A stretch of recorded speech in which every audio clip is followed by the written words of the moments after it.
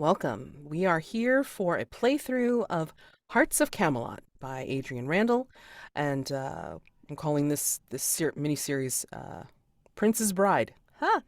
Anyway, we'll see if it has some levity in it. Who knows? But anyway, I'm going to introduce myself and have the players introduce themselves. I'm Mads, she, they pronouns. It's like I've run this game before. I have like a little mini series already on my YouTube channel. Um, and I do really like this game, and Adrian Randall, the designer, has updated it, tweaked a few things, so I'm interested to see what's been worked on and take this to a new table and see what they do with it. So let me popcorn it over to Noctua.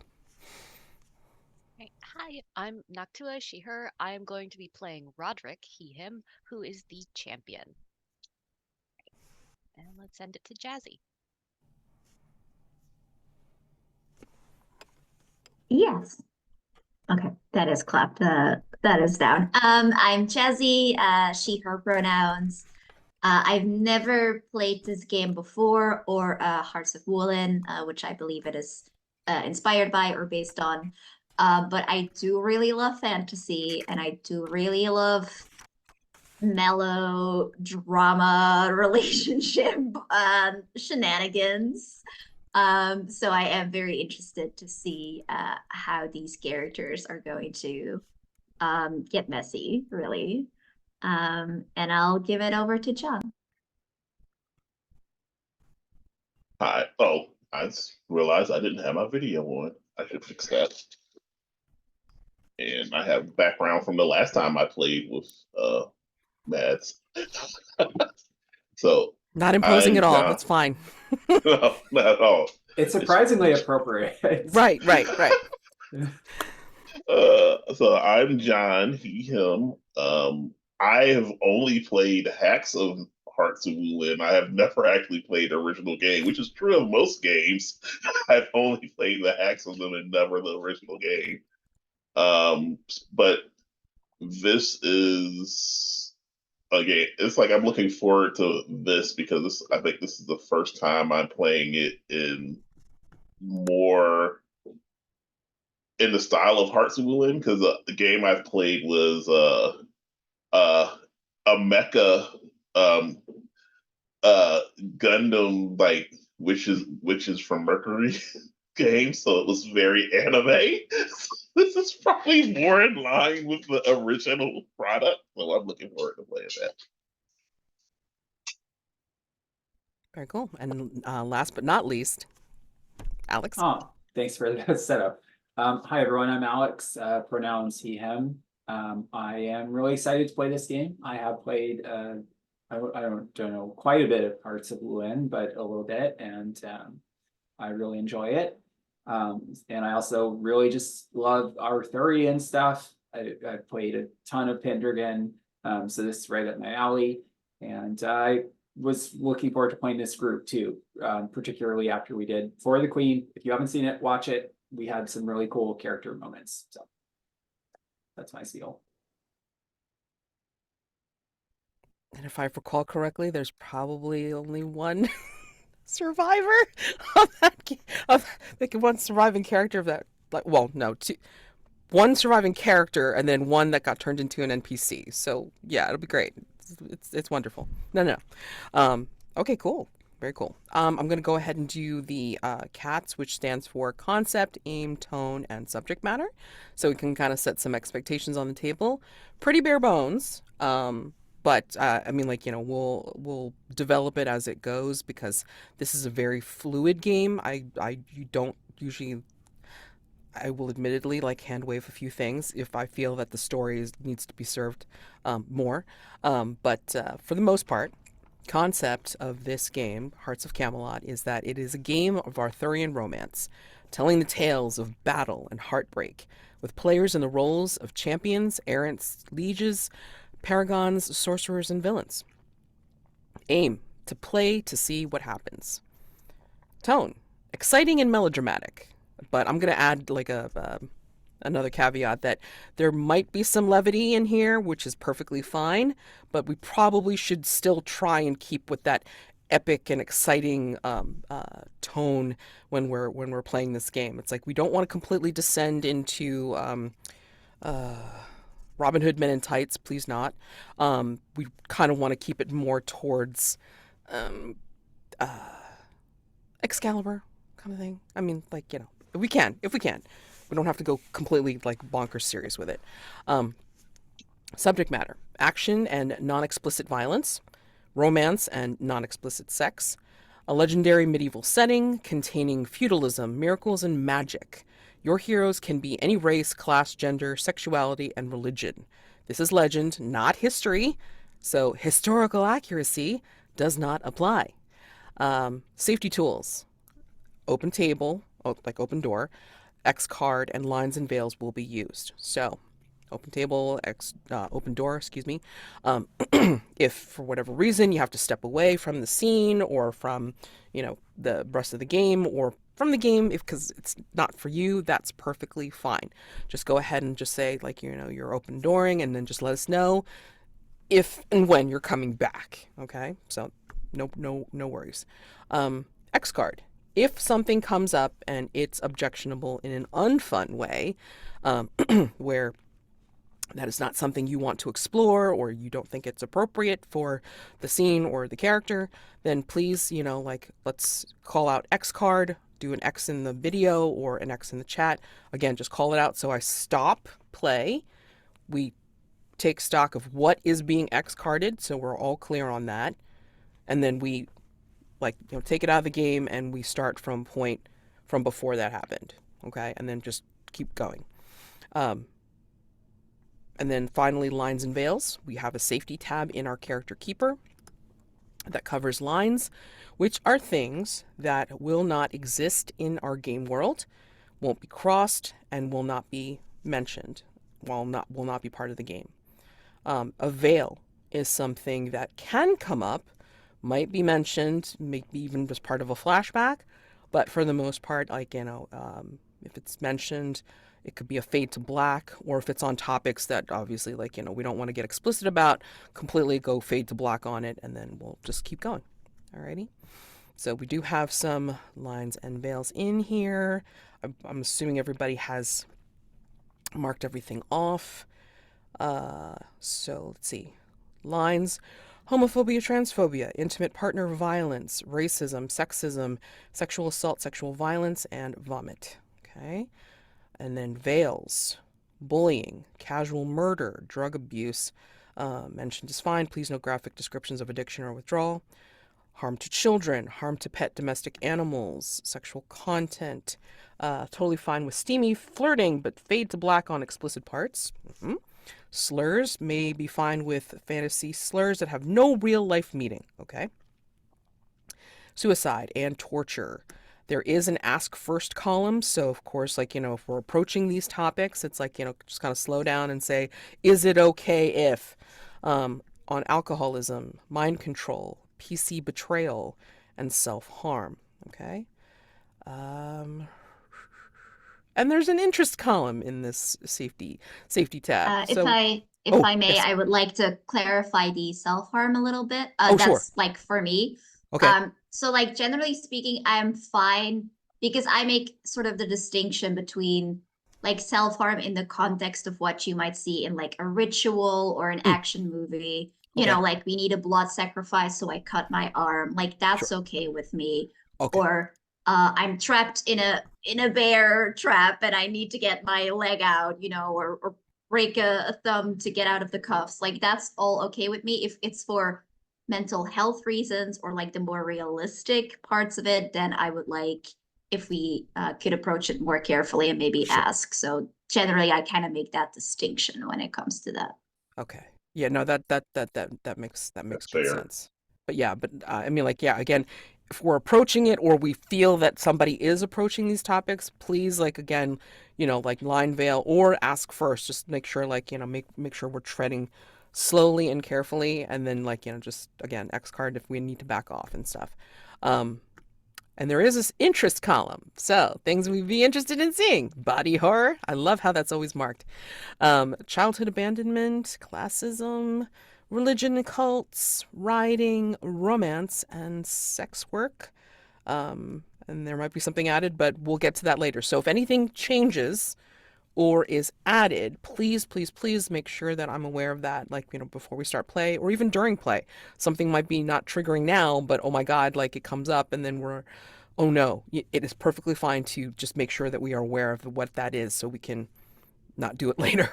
I just added for interest in the setting, like weird mythological stuff.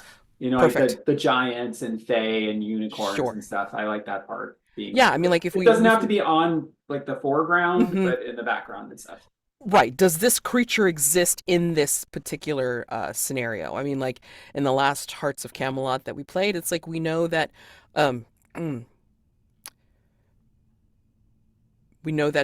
gnomes exist, and like, rock gnomes definitely, have sentience, like, within rocks themselves. So yes, these things can happen. And otherworldly meteorite beings can totally, like, fall in love and, be very intimate with PCs. So we know that's true. But if that's different in this world, I'm perfectly happy with that too. It's fine. Yeah, we already established spirit hawks are a go. Everyone's super excited. Spirit hawks are a go. Wonderful. All right, great. So I will have to post the For the Queen playthrough of this first before I post this, because otherwise nobody's going to understand a damn thing I'm saying. All right, great. Wanted to make one more thing. Oh, yes. So if anything does change with the safety tab, please be aware that you can upgrade things to go from a veil to a line, but please do not downgrade from a line to a veil or to ask first, okay? Like, just be respectful of everybody's, consent. So that would be great, okay? Oh, and then, of course, because it's Hearts of Camelot, we must have the romance, consent, relationship matrix thing going on. And some people have labeled romance with PCs as ask first or yeses, and then there's also a column for romance with NPCs, definitive yes for everybody, which is great. Yeah. So we'll go from there. And then again, like, just as a reminder, if it seems like it's kind of getting signals mixed up, please feel free, pause, ask us to pause, and then we'll go ahead and just figure out, like, where we need to reroute. Okay. And then I wanted to interject one thing, and Yeah. that was in some of our previous discussions, we had set up some potential romances already, like as an out-of-character thing. Oh, yes. So some of that discussion has happened. Some of that discussion has happened, but again, I mean, like, now that we're in the game itself, I'm perfectly happy to revisit any of those conversations just in case anything has changed, because you don't know, Yeah. Alrighty. Perfect. Okay, so cat safety. Okay, revealing rules. Okay, so this is basically based on Hearts of Wulin, a lot of romance, kind of, like melodrama is very welcome here, but just instead of the wuxia setting, it's more of the Arthurian chivalric type of melodrama. So, feel free, go ham, not too ham. And let's see, what else did I want to say? So rolls are based on 2d6s with modifiers in your different stats of agile, courteous, vigorous, and wise. All right. And the character keeper has provided for, what character building you need to do. The thing that we should be doing all together as a group, so this way we can kind of discuss the different things, is the bonds. There's a lengthy list in each playbook of bonds that are possible for the particular playbook, as well as the allowance for doing NPCs. So like Hearts of Wulin, it's pretty much like you have to do at least one bond with a PC, with a fellow PC, and one bond with at least one NPC, okay, as it works within the story. And then there's also dilemmas, which can be used mechanically to add a roll to add a +1 to whatever roll you're trying to activate, because you want to explain why your bonds cause problems for you. And that's where you create two dilemmas, each involving a different pair of bonds. So one would be a dilemma that involves at least one fellow hero and one NPC, and at least one NPC. And then, of course, and then the other dilemma would do the same thing. So works like Hearts of Wulin entanglements. All right, but we can go through that when we go through like specific mechanics. But I think for the most part, everybody has built their character, like, you know, name through like the playbook move that they picked. So if that's the case, let's start off with having everybody introduce their characters, unless there's any kind of like last minute like tweaks anybody wants to do with any of the simple stuff. But we'll have everybody introduce their characters, and then we'll like take a second pass and then go over the different bonds to develop like how everybody works, you know, works together or will work together. Okay. So let's go in the same order that we did the player introductions, if that's okay. So Noctua, can you please introduce us to Roderick? Sir Roderick, sorry. Alright, so Sir Roderick is the second son of the Queen, and the younger brother to the Crown Prince. He is a knight. Mechanically, he's playing the champion, and he is obligated to help further his brother's goals. So, for the good of the kingdom and his own honor, he must help his brother to achieve whatever it is his brother is attempting. Wait, do we want more? I don't know how much to reveal in this bit. Not just yet. Let's go like what is your epic move? You have an epic move and you have a champion. You have a playbook move, I should say. Okay. For the epic move, it says love. You have a courtly love who inspires you to victory. One of the bonds in your dilemmas must be your love. Your choice of love is effectively permanent while you remain a champion. And then you can only change it by marking destiny. Once per session, while actively loving this bond, you can roll plus destiny. If you succeed, you can, immediately or later, make a move on behalf of your love, such as while defending them in battle, lending them aid, wearing their favor, proclaiming their worth, pursuing their affection, or representing them in a dispute. You can choose to do one of the following. If you battle a lower level opponent, get an unqualified success without having to roll. If you battle an equal level opponent, treat them as lower level. If you battle a higher level opponent, treat them as equal level. If you get a failure, treat it as a mixed outcome. If you get a mixed outcome, treat it as an unqualified success. If you get an unqualified success, treat it as, or also get +1 forward. Okay. And then what champion move did you pick? I am a knight of the cart. You find strength and humility for each of your virtues marked as harmed. You receive +1 on plus vigorous rolls. And there's different moves attached to different types of actions. So we have vigorous moves, we have wise moves and such, or agile moves. So there's different things that we can do within this particular game. All right, so let's head over to Jazy. Please introduce us to, please pronounce her name. I'm so sorry. Princess Llurywenn of Avanyddyd. Okay. I do have a slight question. Yeah. So you can choose a social class that gives you a +1. Mhm. Is that the +1 that you add to no. your stats? It's or that's like separate. different +1? So you get It's a different, yeah. So +2 actually in like total. One for Yeah. your class, one for the stats. Okay. Exactly. So That like, you know, is- depending on your social class, then you would be adding that particular stat to your roll in that stat. And then if you have since you've already like as part of character creation, you add 1 to agile, courteous, rigorous, or wise, then that would be a separate thing from that. Mhm. Okay. Okay.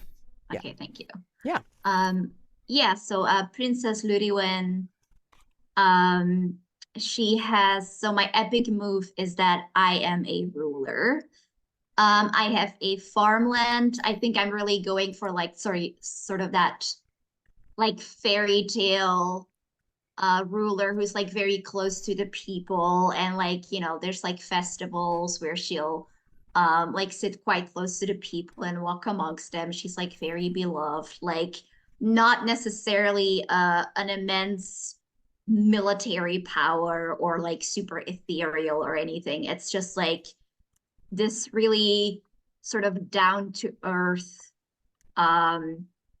like she's important, I think, to the region because of all that, all those supplies. I have an infirmary where I can help people heal and comfort.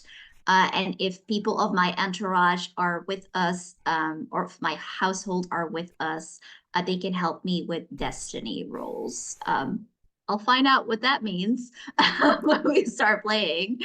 And the Liege move that I took was Queen Guinevere. To know you is to adore you. You receive +2 on courteous rolls, targeting the bonds in my dilemmas. So Princess Llurywenn has been betrothed to the prince that we are escorting. And there is a marriage that's going to take place. She's not completely on board with that, but we'll see. And she was childhood friends with some of the other characters here. Yeah, and I think that's it for now, what you need to know. Yeah. I mean, you've already basically built out like one of the dilemmas, so I can't wait to see how this goes in action. I really can't. This is going to be great. Okay. So let's head over to Jonn. Can you introduce us to Alacritus / Riesling, please? Okay. What was that?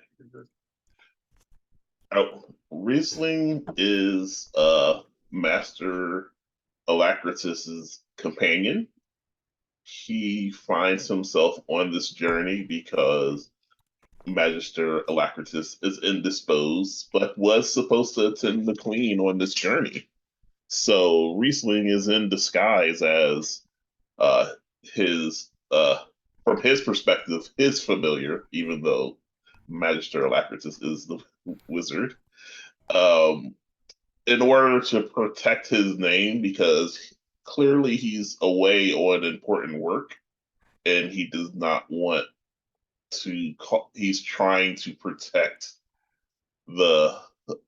protect his Alacritus from any embarrassment or any like trouble that could arise from his absence. I am playing the villain. Villain is like, it could range from like a villager or like someone who's like it could be heroic that's not in like keeping with the class system very well, or it could be a completely base villain. In this case, it's someone who is perpetrating a fraud, but for a good reason, at least from his perspective. His epic mood is villainy. You are unbound by personal weakness, conventional mores, social ties, and self-doubt. Once per session, you can roll +Destiny to embrace villainy. If you succeed until the end of the next session, you can do the following. And those are ignore ongoing penalties from harmed virtues, initiate battle against people outside your social class without inviting misfortune, rewrite your dilemma at any time, roll your choice of either +Destiny or unfulfilled destiny to endure heartbreak. The villainy move I have selected is False Guinevere.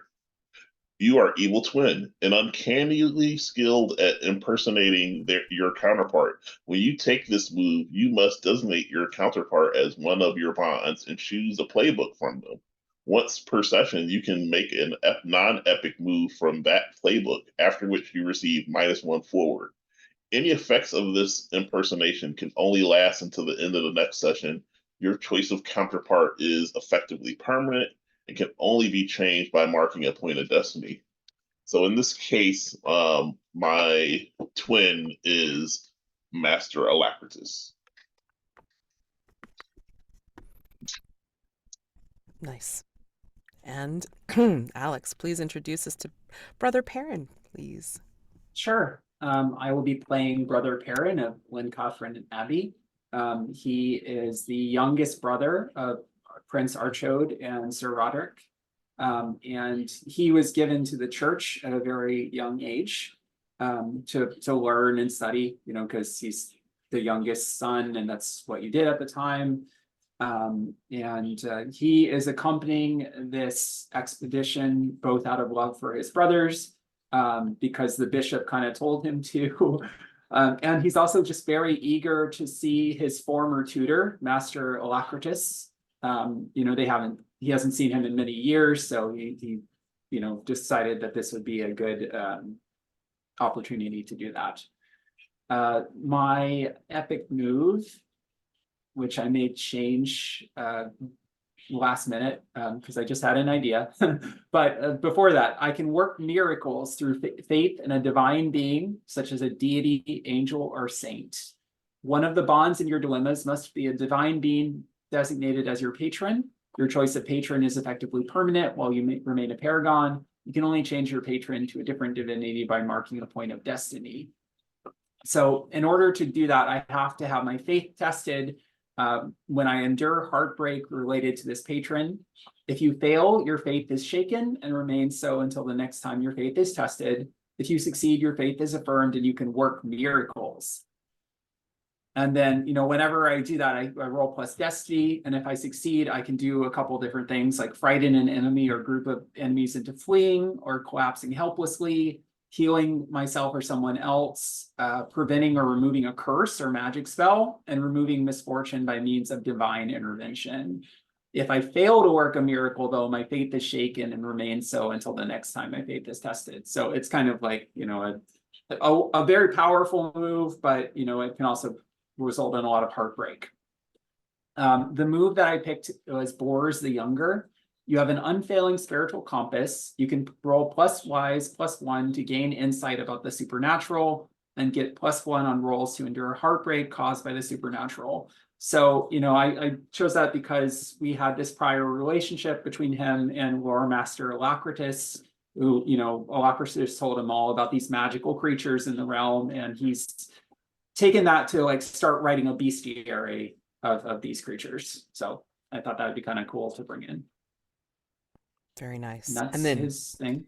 yeah, and then again, the way it's written is you're stacking. So plus wise, so whatever your wise score is, +1 on top of that. When you do try to gain insight about the supernatural. So when you see that kind of stuff, it's stack away. Alrighty. So, all right, wonderful. A lot to know about these characters, but still so much more to mine. So in the case of Perin, I mean, of course, figuring out who the patron is in terms of the champion, it's developing who the love is. And then villain, again, you have a counterpart which is already identified as Alacritus, but then there may be other things that you need to build on top of your character. So, as you can see from the playbooks, you have a ton of bonds you can call upon. But think about, not only the stuff specifically mentioned in your playbook for your moves, but also in terms of each other, because when you create dilemmas, explain why your bonds cause problems for you. So two separate dilemmas, each involving two different pairs. So something's going on with one of your fellow heroes and at least one NPC.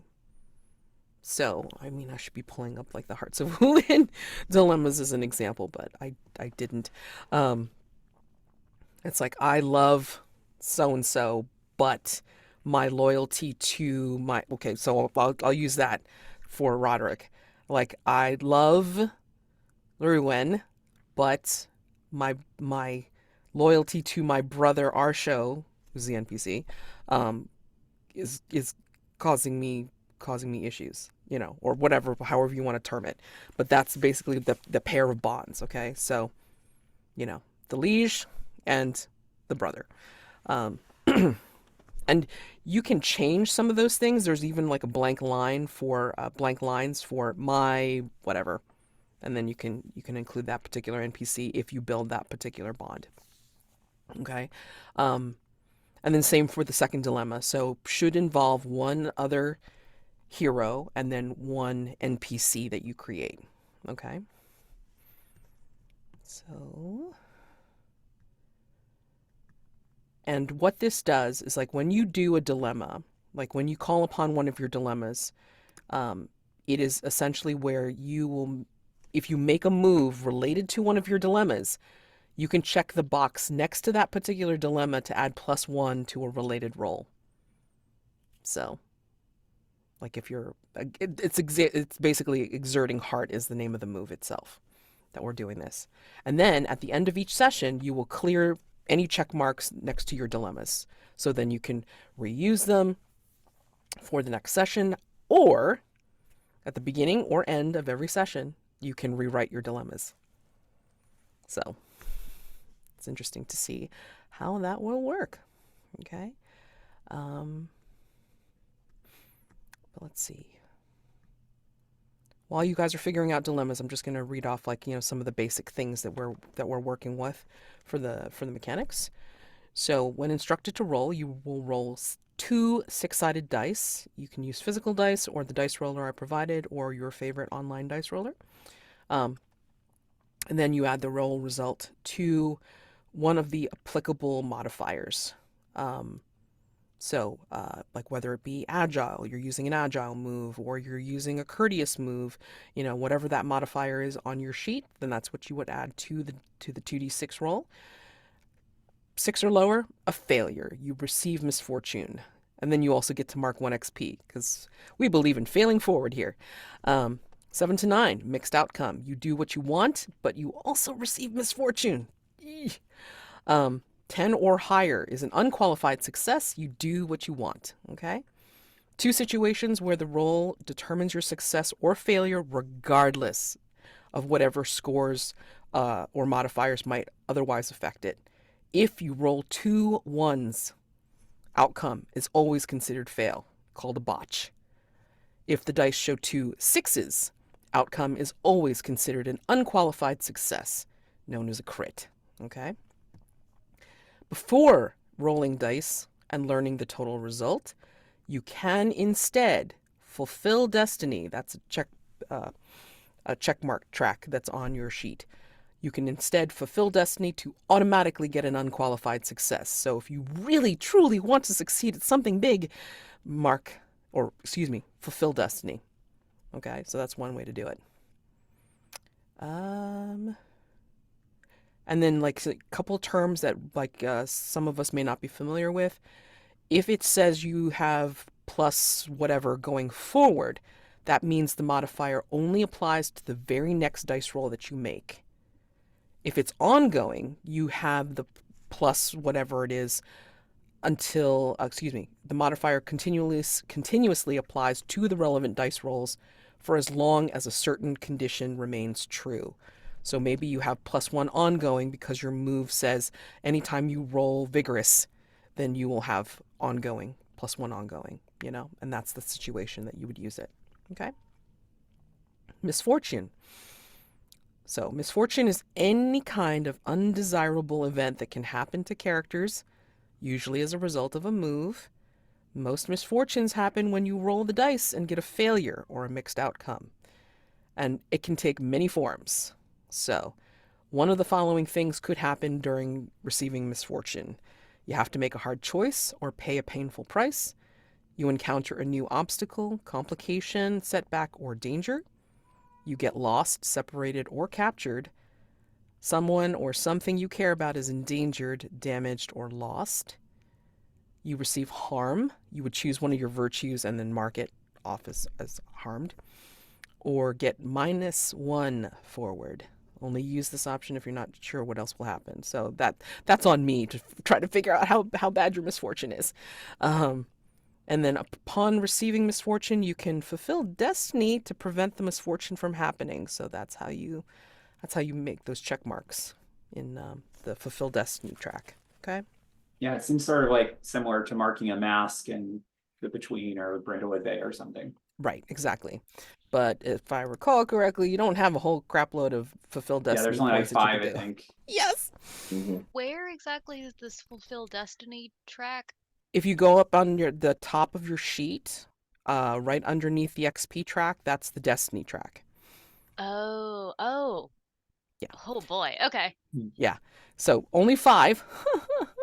And yeah, once you finish marking all of those things, then you reach the perish point. When you check the last box of your destiny track, you will be permitted to make one more move before you perish. Sorry. So hopefully I won't see that, but if I do, I hope it's epic. I really, and that means something here in this game. Epic means something a lot. Oh yes, I will totally go over each of these moves, like slash consequences or whatever, whenever we hit certain moves, because I get it. I mean, like, it does not retain, does not compute. I get it. Believe me, I'll be calling this out and going, all right, let's go over to the rules so we can go over and see what this means. And this character keeper's fun because it's like it's got some links. So if you're ever curious about what the hell the move means, then like you can go ahead and click on it, and then it'll take you to it'll speed you to, it'll jump to that point where the explanation of the move is. All right, so that's pretty neat too. Trying to think if there was anything else. So hopefully I've given everybody a chance to figure out some bonds that they want to establish, like, to start. I will say some of the scenario discussion that we've had before was that Princess Llurywenn belongs to a region that is strategically important to the land that Roderick, Perin, and their NPC older brother, Archaud, belong to, called Escavalon, I think we said. So close to Avalon, I'm trying not to, get too close to that. But anyway, yes, so there is a very important summit that will be happening in a certain period of time, and I believe that Roderick and Perin, and of course Magister Alacritus, are being sent to be emissaries for their brother because he can't come himself, and they need to escort Princess Llurywenn to the summit where a marriage of strategic importance will need to happen. Archaud will be joined to Llurywenn, whom they were betrothed as children a long time ago to keep a certain trade agreement up, and this is a ritualistic what's the word? I'm so sorry. Like, vocabulary is losing me. Ritualistic culmination of this agreement. Okay.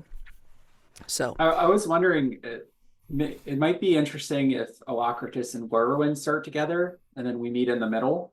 oh, okay. I don't know, just so that gives those two characters, stuff to do and, time to bond together. I don't know. Just a Yeah, suggestion. that sounds good to me. Yeah, I mean, like, maybe that's why Perin lost track of you, Alacritus, is Mhm. because it's like you went on your travels and you went to, visit Llurywen's region, maybe, and then maybe you decided to stay there. Nice retirement home, it's just like it's fine. But then nobody knew about Alacritus's illness or indisposed state or something. Mhm. You can work that out if you Yeah. want. I mean, wizards go where they please, right? That's Oh, the whole absolutely. Merlin Gandalf thing. Right, You right, know? right. I mean, and it makes sense if you're trying to replace someone that you're going to a place where they're not as familiar with you. Yes. Because obviously, if you go to the place where everybody knew Alacritus like really well, it makes it harder to keep up the ruse where Princess Llurywenn might have like heard legends and myths, but like never actually met him. Hmm. And now, it could have been like, I'm thinking maybe it's like a pre-ritual like etiquette class in a sense, like you're basically like getting me ready to do this ritual and this thing like that feels like a very good excuse for you to be like, yeah, I definitely need to stay here with this person that doesn't know me. Right, exactly. And again, it's like, Yeah. Alacritus went on some journeys and such and so forth, and it's like you decided to settle here, and because like Llurywenn hasn't seen you necessarily since childhood. We have such good food. Like that's Oh, Yeah. Lurwen's region's entire thing. We have like amazing Yeah. food, amazing wine, amazing beer.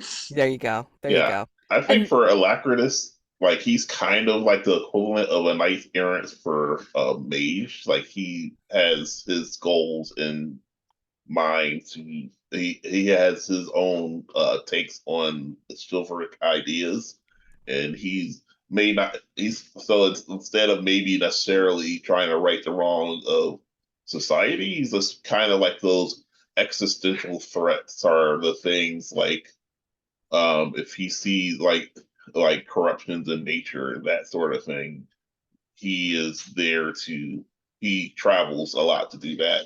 But I do imagine that at this point, having to prepare the princess for the coming rituals, there's a perfect excuse for Riesling to like avoid people who might have a better feel for his behavior, since he is pretending to be someone he's not.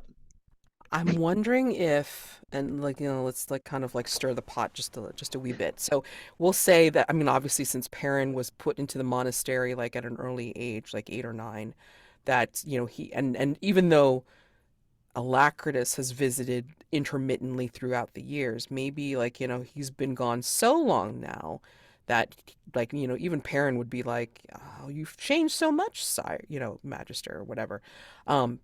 Does Riesling know about Perin? Like, would Riesling have been around the time that like Alacritus was just visiting Perin as opposed to knowing him? I What do you think think? that I feel as though a wizard probably has had their familiar since they really became a wizard. So I think Riesling will at least have some familiarity with Perrin. Okay. Oh, But it'd I be, also think go ahead. I was gonna say, like during our for the Queen game, you said that Alacritus was sending a bird to keep an Hmm. eye on Perrin occasionally. Maybe Hmm. Riesling was that bird. Oh, I don't know. That is exactly what I was going to Yeah. that was what I was thinking was going to be the case. Yeah. Yeah. okay. So you're very Nice. familiar with me, but I'm not so much with you, except In the bird maybe I form. am a little bit. Yeah. Yeah. Oh Mhm. man, that would be so fun. Yeah. Okay, cool. Nice. Alrighty. So let's actually take our first break because it's like, I want to like delve deeper into these relationships, especially with Llurywen's land and this whole thing to help everybody really figure out like what they want to do for dilemmas and bonds. So let's take 10 minutes and we're back at 5 after. Okay? So see Okay. you then. Sorry. All right. So I just want to say it's like, I can understand the struggle for dilemmas, but because this is a series and not just a one shot that we're like just like, going in media race for, I'm perfectly happy to let you guys kind of develop like a second one or like even the two as we go along because I think this session is purely going to be for session 0 purposes, as we establish like this game, the safety, and then also trying to establish the important things of like how you guys are tied together, connections, and then you can develop the dilemmas once you know more about these people that you are connected with, NPCs or even PCs, right? So let's see. We were starting to get into, let's go over to Llurywen's side, and then with Jazy's help, it's like everybody can kind of like pitch in like for a paint the scene of like what we think, why this is important, and all this kind of thing to help us build this world that you guys are going to live in. Llurywenn, you are well loved, and your leader, how do we want to say? I mean, like, not necessarily a king or anything like that. It's someone who helps rule your bigger than your region, and has asked you to do this, to be their representative at this summit, especially because they know of your childhood connection with the Escavalons. So, why? What do you remember? What do you remember of the boys, especially the one that you're betrothed to, that you were betrothed to since you were like barely a teen?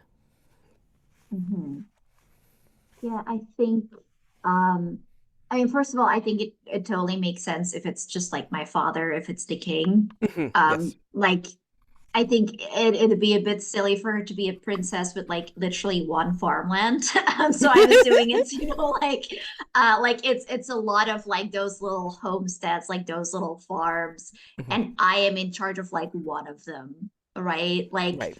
I imagine I quite like the thought of there being like this tradition where like it's a big family, it's and the king has like the biggest land, and then like the children are like kind of sent out to the smaller farms to sort of really learn how to rule, but in like a sense where it's like you're closer to the people, and also like you can't fuck up that much, right? Because it's not like the most important thing.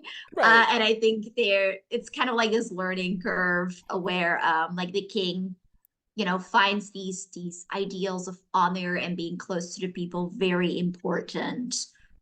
So he would never allow someone to take the throne who hasn't by that point like basically build up a resume, right? So I think maybe in that way we're like slightly different from other kings or ruling families, and that we like the birth order is important, but it's much less important than sort of the intrinsic talent and valor and virtue that we're displaying to our father. And I think that's also the reason why Llurywenn was chosen. I think she's always been like this very dutiful child, who just has this natural magnetism that people seem to adore her and like seem to want to be near her and do things for her. And I think he has recognized that, and it can be used. And I can't ask Llurywenn to do this because she would if I like sort of impart the importance of it. I think what she remembers, it's just like childhood fragments. I think there was always sort of that pressure for her to be nice to them and to make sure that they were her friends. So I think it's never been like fully, like, I don't want to say like fully innocent because they were like children playing, but there was always a bit of that political duty there for her. That's just always been like one of these boys, like preferably the oldest, you have to make friends with them, and you have to be a good girl and show them around, and like all of that. But I think what she does remember is that sort of naturally her personality veered most to Roderick. Like I think they were like very close in the few times. I'm imagining like the very typical like stuffy, like the carriage pulls up, she's all dressed up there. She's like, ugh, I just want to go play. I don't want to do this. And then the boys are also like kind of against her will, like scuttled out. And it's like that horrible family trip vibe of like, oh, I don't want to go. I want to be at home where I know everything. So there was like that kind of vibe. But I think as they played around and stuff, they did become friends. Can I add something to that? Of course. Okay, I think that Archaud, the eldest brother, had a lot of that political duty. So he's like coming to meet Llurywenn in his like actual suit, and like he's trying his best to be like, okay, I will make mom proud. I will do this right. And he comes across as being a little stuffy and trying too hard. And when Llurywenn already doesn't want to be there, it's kind of hard for her to get along with him because he's like, I am doing my job. I'm doing my job. Whereas Roderick is very clearly, I don't want to be here either. Like, there was a brilliant squirrel out in the backyard that I kind of want to go follow. Like, do you want to go chase a squirrel with me? It's one of those, like, can we just ditch this nonsense and go play? Yeah, and I think like it's the same on Llurywen's side, right? Where she's like, I think anytime she's spoken to Archaud, I think she likes him and he's like a good, decent person, but she has never known him as a person, right? She's always known him as a political end, and he, her as well. So I think like it's just kind of mixed in that sense where she thinks that he's a good, decent person, but like the pressure has kind of kept them from truly bonding, ironically. Like there was like so much pressure on them to be fall in love and be best friends forever that it's just like everything they said felt like so heavy and so much. And then there was like sort of Roderick as like that escape, like, oh, we can actually just be friends, we can actually just have fun. Yeah, exactly. Yeah, I don't know if you have what Perin would be doing, because I think you said he was like given at a very young age. Do you think he would have met Llurywenn as a child, or maybe like once or twice and then? Yeah, once or twice. He was probably like 4 or something. So he probably all the political stuff just passed over his head, and he was like, "Oh, a new friend who came," and so he was probably following you and Roderick around as you were chasing squirrels, but not allowed to go too far into the woods and stuff. So you had your own private moments. No. But yeah, he probably was just, Llurywenn is like this cool person from like a cool older sister type from the other kingdom. I think at the age when Llurywenn would have been spending time with Archaud and Roderick, I think we said that there's like 3 or 4 years between Perin and Roderick, which means Roderick would have been like 8-ish, maybe. That's what I'm feeling. Like you're 4 or 5 years older than me or something like that. And Yeah. Archaud is probably 8 years older. So like a little bit older than you even. Yeah. But the way, like, if you watch kids playing together, most 12-year-olds don't have a lot in common with 8-year-olds just from a developmental perspective. So if Llurywenn is closer in age to Roderick, that also would have made getting along a lot easier. It's also harder for Llurywenn as a child to get along with Archaud, who is already like almost a teenager. Like just the developmental difference would make it challenging. And they'd probably look on Perin, who is like 4, and be like, we're not playing with the baby. No. I definitely would have been a nuisance at that point. Exactly. Yeah, I'm imagining it's like either like, oh, we're gonna dote on the baby for like an hour and then we're done with that. And like the handmaidens came to get you while we were actually playing. Yeah. Like that. Yeah, he The- spent a lot the of time old- with Tanya for sure. Right. The old lady in waiting would have probably been like, all right, stop bothering them now, Perin. Yes. Like probably giving you like, flowers to sniff or something like that. Okay. Or- Come along, Well, they Perin. gave us honey, right? Like we established Yeah. that. He's obsessed with honey Yeah. now. Yes, Tanya Here's will his treat. persuade Perin with honey. Yeah. Come for some honey sticks. Have a treat. Leave your brother alone. Right, Right. exactly. Let them play. Come along. Yeah. Maybe poor like our show felt like a third wheel or something like that because, he was trying to be all serious and try to impress you, Llurywenn, but just yeah. Yeah, I think maybe even from like a young age, I can imagine that our show was like so focused on like I can't let anything go wrong that maybe it was like also like overprotective and a bit of that stifling of like what would have felt to a child like super stifling, like you're not my dad, like that kind of Right. vibe. Like the older brother who's like, no, you can't climb in a tree, so you're gonna cry, or you can't Mm. put that in your mouth because that's a poisonous mushroom, actually. Mm. Um, and like Mm. I at that age, it would have been like Roderick Mm. lets me do the cool stuff. And yeah, I fell and it was awful, but it was cool, you know? Yeah. So I think like maybe he had, because of all that responsibility, it was like, and also like he probably thought it was childish, right? If he's Hmm. like older than us. So I think it's just sort of this whole, yeah, just like the pressure of like, it's just very hard for kids if you like have to do something, it immediately becomes the worst thing to actually do. Exactly. Exactly. Um, Facts. right. So I think at this point though, because I mean like, Perrin still wasn't given over to the monastery. It's like Magister Alacritus, would you have sent Riesling to, I don't know, um, kind of be around and observe the youngsters, or do you think like you would have still been beyond them at this point? I imagine that I guess it comes down to what role Magister Alacritus filled in the court.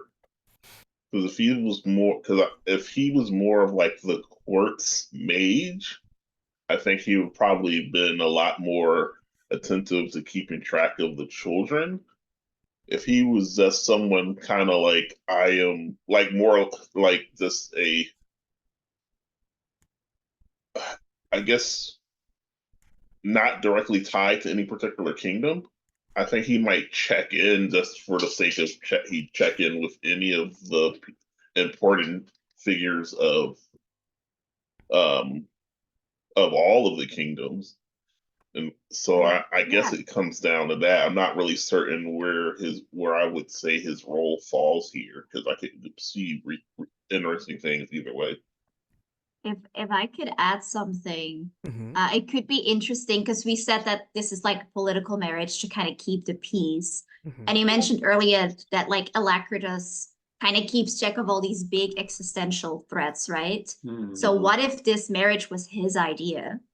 What if he saw like this war between those two kingdoms is like upsetting some kind of balance? It's Mm-hmm. like so violent, forests are burned down, like the waters are poisoned, like I don't know. And Alacritus is like, hey, sort of as this neutral, wise party being like, we can fix this, we need to unite. Whereas maybe if like one of the kingdoms would have said it, it would have been like very suspicious and like, what's your ulterior motive? But he sort of, as this figure Neutral. above it all, set Mm-hmm. this in motion, which I think could also give you like a very interesting in with all our characters because you're Yeah. sort of the reason why this is happening in a sense. Right. And you were brought on that later mission to protect Mm. the queen because she loved you.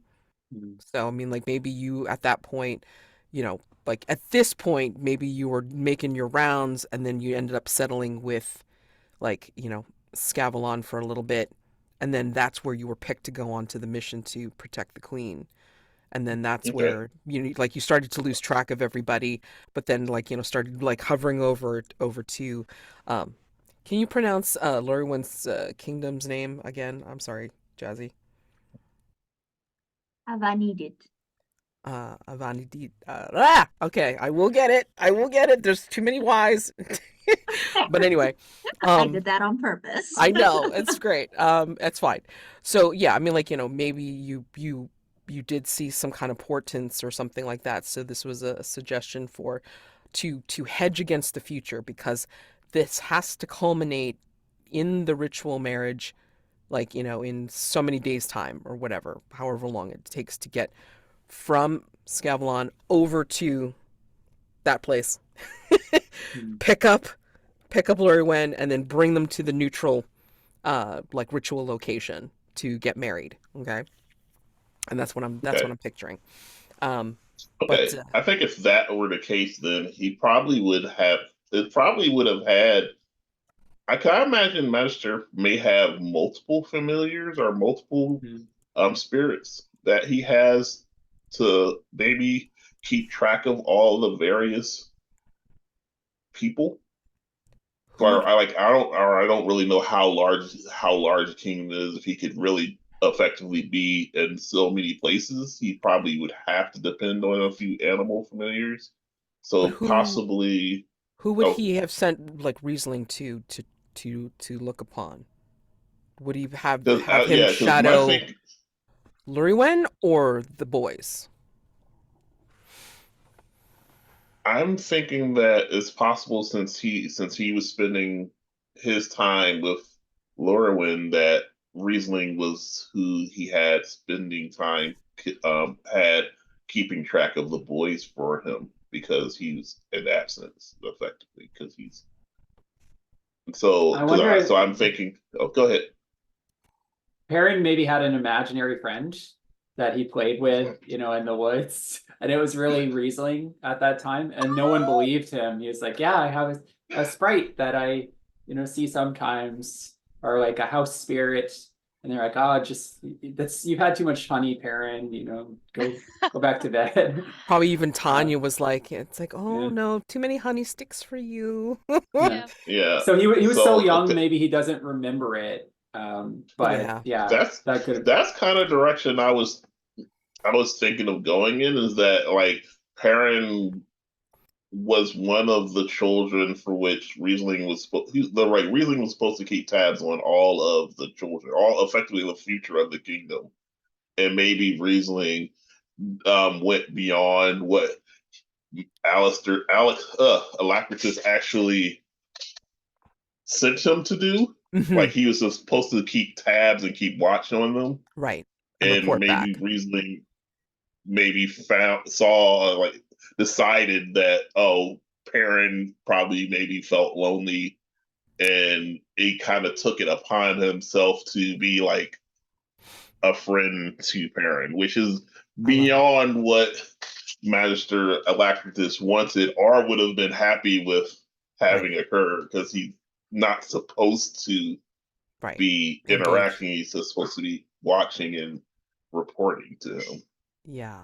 So I'm wondering if, I mean, like, yeah, yes, like Alacritus sent over Riesling as a bird to just check up on Perrin.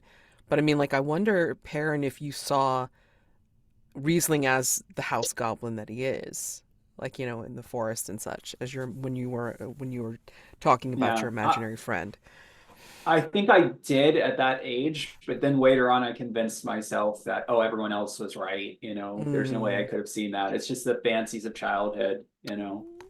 But I do like that image of when he was 4, he and Riesling like playing together, Oh my different gosh, games. Mm-hmm. that's amazing. Uh, I don't know if Roderick knows Riesling or Alacritus at all. Like there hasn't been anything established there. So, uh, just as a suggestion, do you think Perrin would have told Roderick in like that childlike innocence, I met a sprite in the woods? Oh, absolutely, all the time. Whether you listened or not is up to you. Or if you're Yeah. like, sure, but just leave me alone. I feel like Yeah. the first time or two, Roderick would have been like, "Wait, you did? I want to see." And like we'd go back out there and take a look, and there'd be nothing there.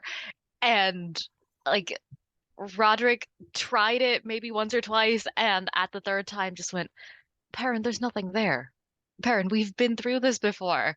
It's like But I I saw can't it, I meet swear.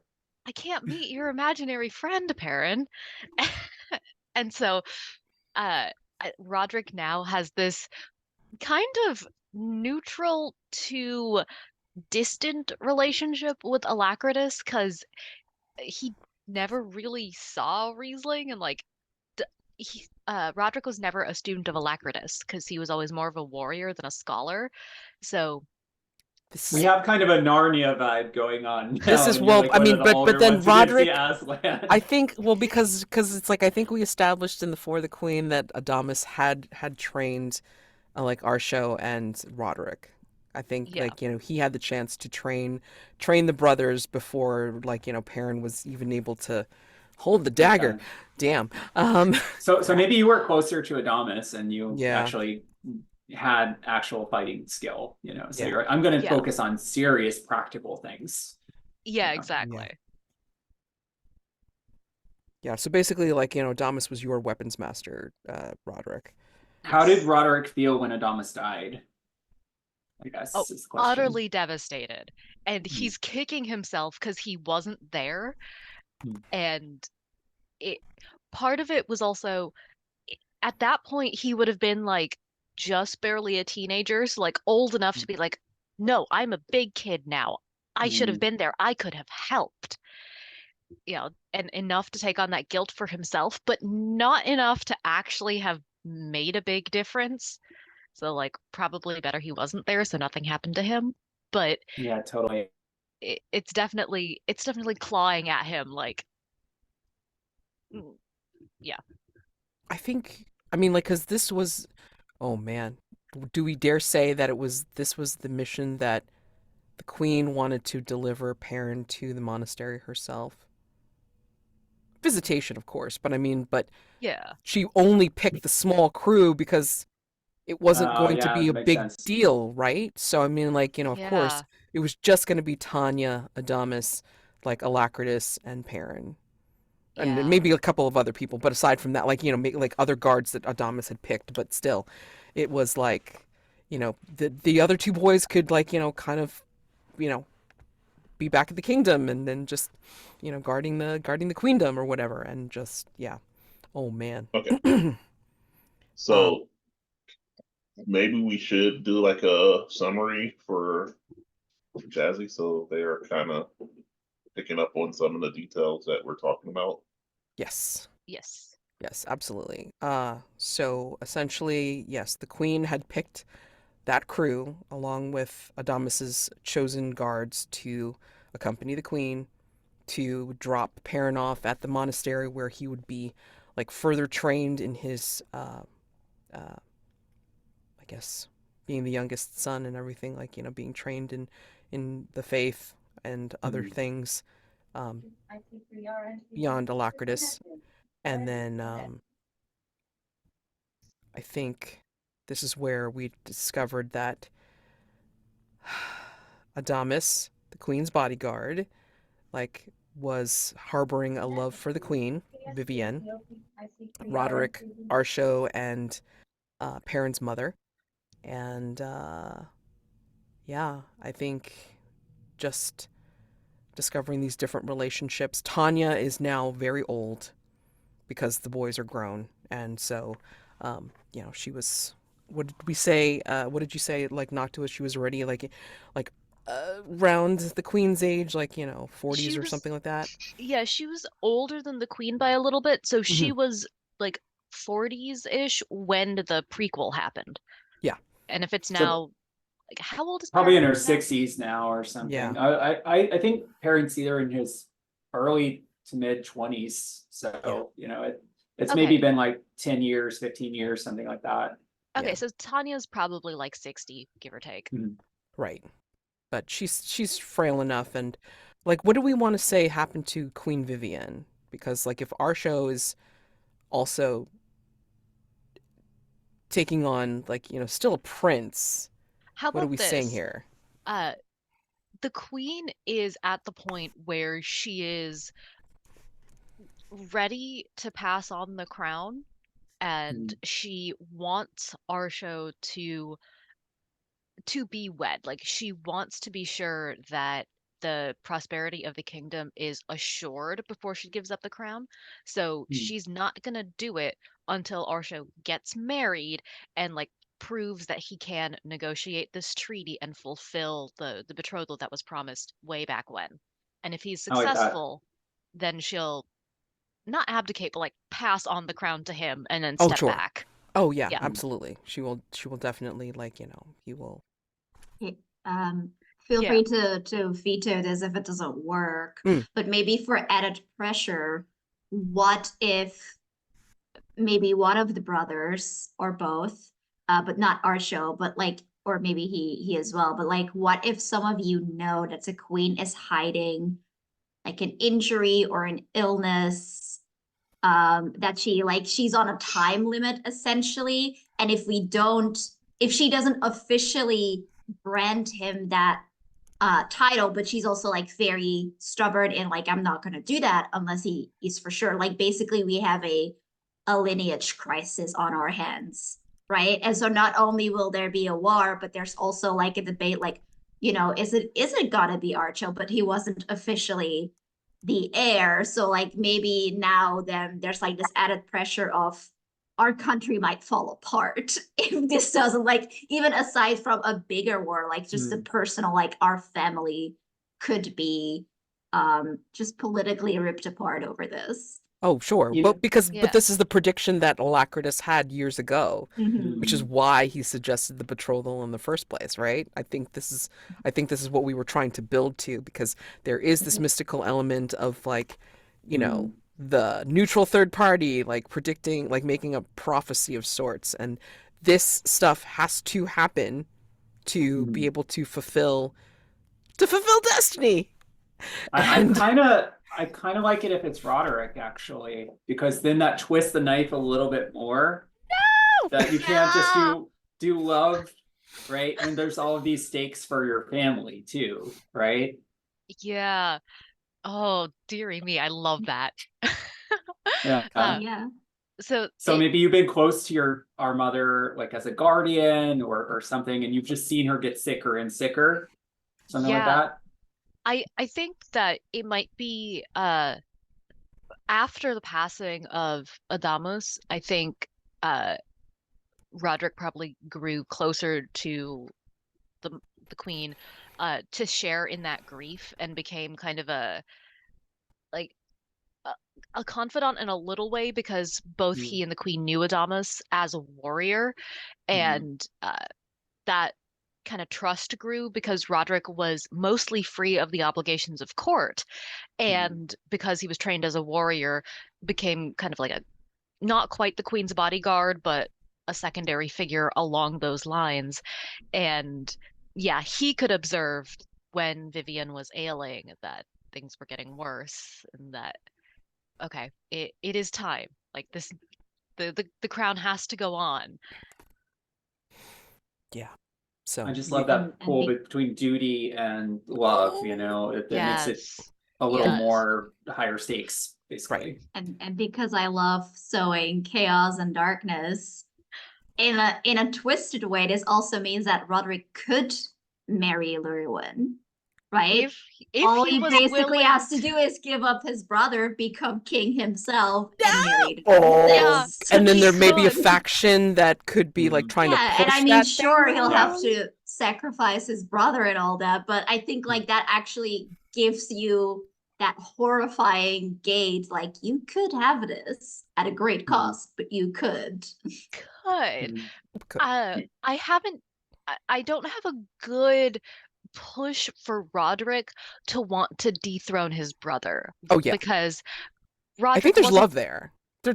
I mean, because you're closer in age to Yeah. each other than Archaud is to Perin necessarily, like that kind of thing. But Yeah. I think there's like, that there's that push of like, you were both trained together, you're closer in age, so like, maybe he still looks upon you as like that brotherly confidant kind of thing, because Exactly. you know Like Roderick doesn't want to cause that level of pain to Archaud. Like he doesn't want to commit that level of betrayal. And Yet. Let's wait to find out what happens. we haven't actually played the game, guys. We haven't started yet. We Yeah. haven't started yet. Hold on. Jazy, we had the same idea, I think, at the same time. Yeah. Yeah. Oh my god, you I guys are do terrible. think this also makes sense why Magister Alacritus has been with Llurywenn, Okay. because from his perspective, there are multiple brothers. So this marriage could happen before multiple brothers, but the loss of Llurywenn would be an unreplaceable thing. So him deciding to spend his time with the princess, to protect her, because there's failover with the brothers. Like, it's not, there's probably a particular brother that he thinks is probably the most ideal, but if something happens to one, something would have to happen to all of the brothers for there to be an issue. So But I there's mean, a single point of failure on the other side. yeah, but I mean, Yeah. like, for whatever's putting like Alacritus out of, excuse me, literally out Hmm. of play. Hmm. What does Riesling know? That I mean, he knows to impersonate his familiar, his boss, whatever the hell you want to call him. But I mean, like, Hmm. what does he know exactly? I mean, he remembers, I'm Well, sure, Perin and the others from childhood.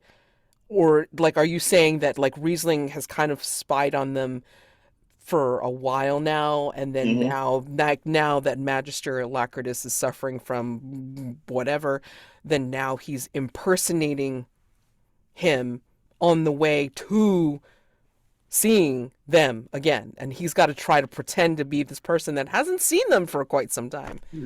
Is that what we're well, saying? I don't know necessarily that he's aware that there's an ailment or anything's wrong with Magister Alacritus. He just knows that he was supposed to be back to be Oh, part of this, and he is Yeah. not. So whether that is there's some other event that he needed to deal with, he may not be alive anymore. There's like Riesling doesn't know the status of Alacritus. And there's no, I'm not saying he was ill or ailment or anything, Riesling doesn't but know. It's a yeah, he doesn't mystery. know.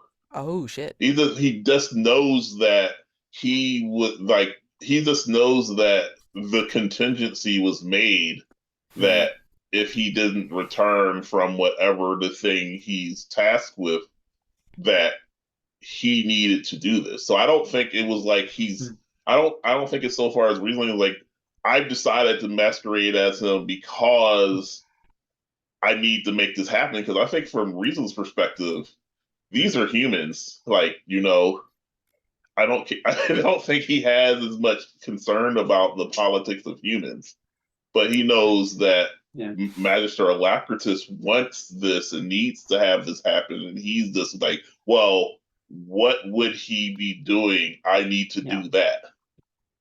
Did he do that annoying wizard thing where he's like, if this marriage doesn't happen, there's going to be doom. I have foreseen it. But he didn't tell you anything about what that doom actually was.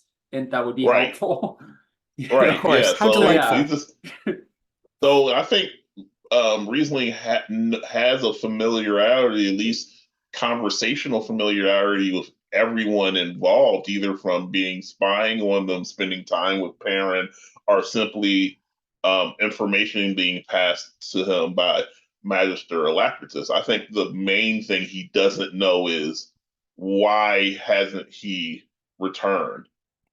So there are some events. He's like, yes, there's doom, and he's working towards stop preventing whatever this doom is.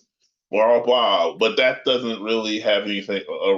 Doesn't have any meaning to really other than he said this needs to happen. I need to have this happen because all his other things he's done were important work. So therefore, this must be too. Oh wow. I don't. Oh my god. Okay. All right. I had to know. I mean, like, does he realize, like, what the hell's going on, or is he just kind of along for the ride? Sounds to me he's along for the ride at the moment. just Mhm. just pretending to be his boss, just for Right. funsies. It's like if you had a coworker who didn't show up and you tried to cover for them as best you could. You're He's just like, yes, impersonating everyone. him, okay? You're like, no, it's not even just Look, covering. covering for it's the same. It falls No, under covering for them. I Yeah. guess undercover, sure, absolutely. Oh my gosh. I'm trying to think if there was like any other like establishing questions we needed to have. Okay. I feel like from going back to something from earlier, I feel like Mhm. if there's a conspiracy to put Roderick on the throne or supplant Archaud, Mhm. Bishop Saymond is probably in on it, but I don't think Perin knows that. So there's like some conspiracy with the church that's why they wanted to send Perin along. So have fun with that. Ooh, I'm gonna build on that just a little. I want to say Roderick is not very religious. Whatever religion Perrin is, Roderick is not. So if there is some kind of conspiracy to put him on the throne that's going through the church, Roderick is unaware of this because he didn't go to the monastery. Like Mhm. maybe his mom dragged him to a church service once or twice, but it was never really his thing. Mhm. So But he's maybe he's a little bit more malleable to this kind of relationship with said monastery, church, whatever faith, because like our show would be naturally trying to be more even-handed and then not necessarily like, listening to anybody's counsel except for, you know, um,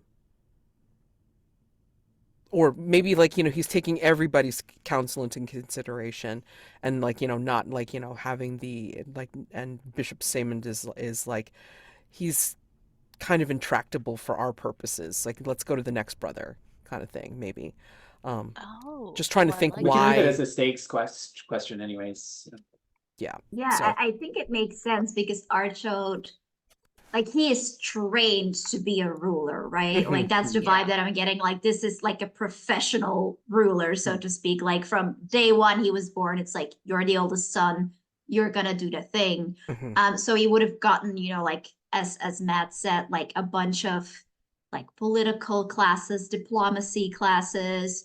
Mhm. And it could be like they're just banking like Roderick doesn't have the skill and the knowledge to stop us because he's a Exactly. warrior. So if we like go to him or the people come to him with like religious concerns and this and that, like Roderick doesn't have the capacity to deal Mhm. with that. And that means that we can sort of be like, just let us advise you, give it to us. Like that exactly. might Yeah, be they what they they're think And banking through on, Roderick is their right? brother's easier to connection. manipulate. Yeah. Yeah, yeah, Yeah. yeah. And Mhm. through parents' connection, it's like, we treated your brother so well. It's like, we can help the kingdom. We can help do this, that, and the other thing. It's like, if only you were Mhm. on the throne. But they're not going to tell you that directly. They're going to Right. Exactly. And work on like times of crises, of Mhm. instability, if the lineage has been changed, like that's the perfect time for the church to be like, oh, we can give you that stability and you don't know how to do that, but we do.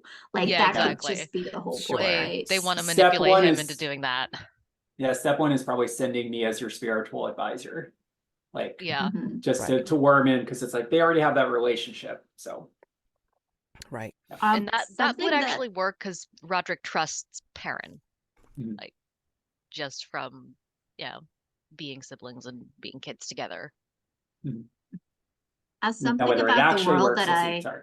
Yeah. Go that ahead. I want to ask, is this like a situation um where like you're basically like a cleric, like a D&D cleric, and your fate like directly gives you things that we can like empirically see, like you pray the gods answer, or is it more like real life religion where it's like you have this fate but we cannot decisively see a direct cause and relation, right? Like I don't want to Yeah. say whether it's real or not, but like is it like a D&D situation where we very much see you, I don't know, pray to the god of fire and you shoot a fireball, or it's more like this is a god that I believe in and I think you should Well, live life this way, but I mean, based on my move, like there are miracles that can happen, right? Mhm. So it's not quite That's to the clear. level of a D&D cleric where it's all the time.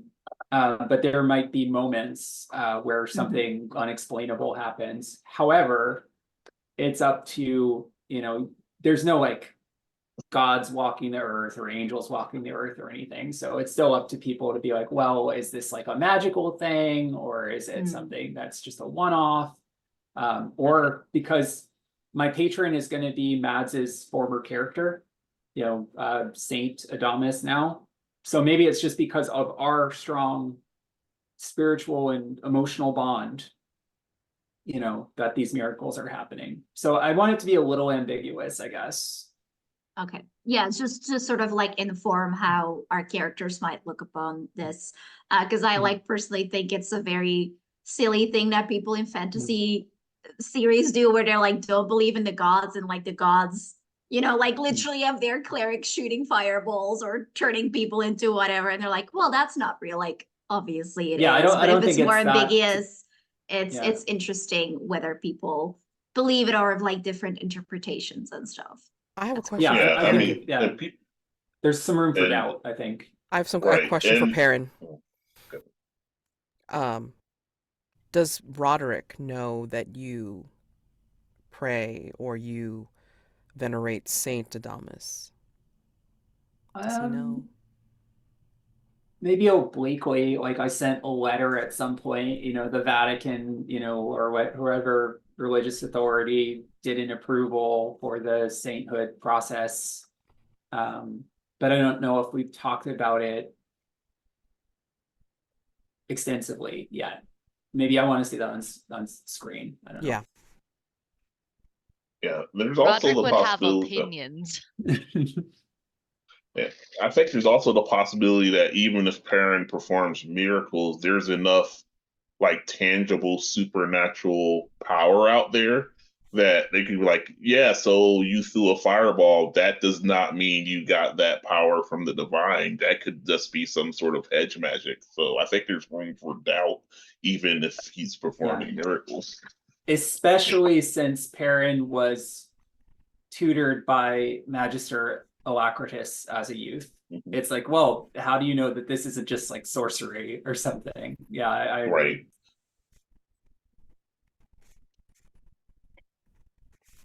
Trained by Magister Alacritus, but strong in faith. So Right. it is not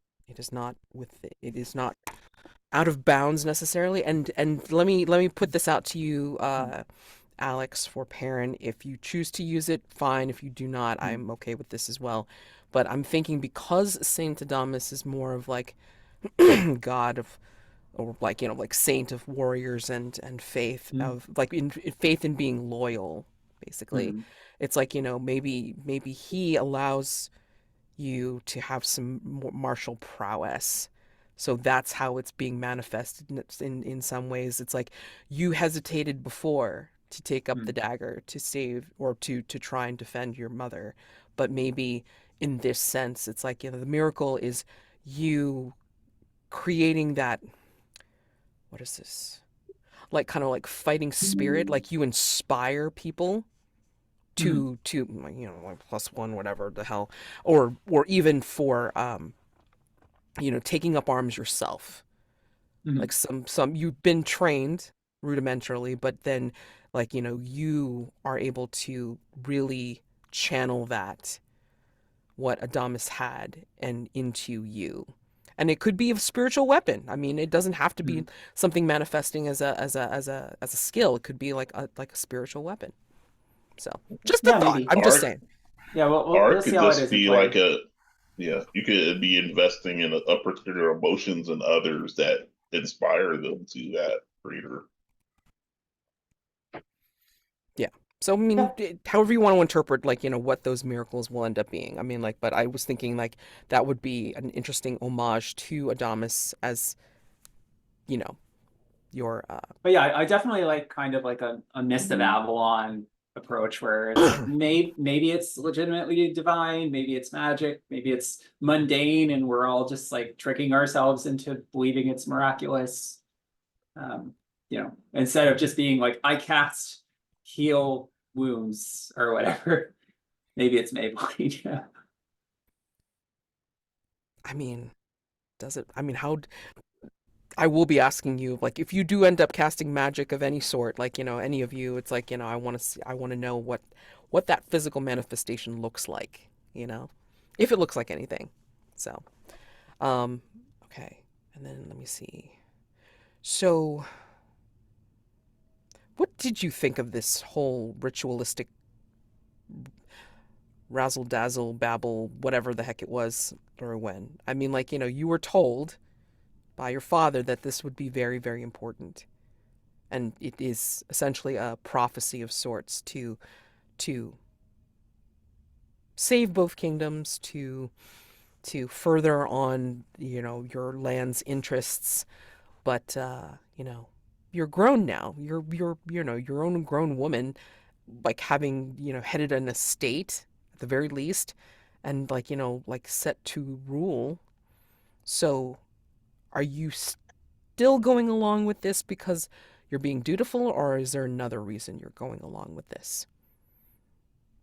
Uh, yeah, I think the duty there is very important, but also very personal now because I think maybe we were like I imagine, like if this marriage was to stop the war, then maybe like our childhood was sort of like there were always like these fragments and these memories of like a land healing from war, right? Like we never saw the full thick, awful parts of it, but we saw enough that I think, or at least in Llurywenn, it left like a very deep impression of sort of the horror that war was to many of her people.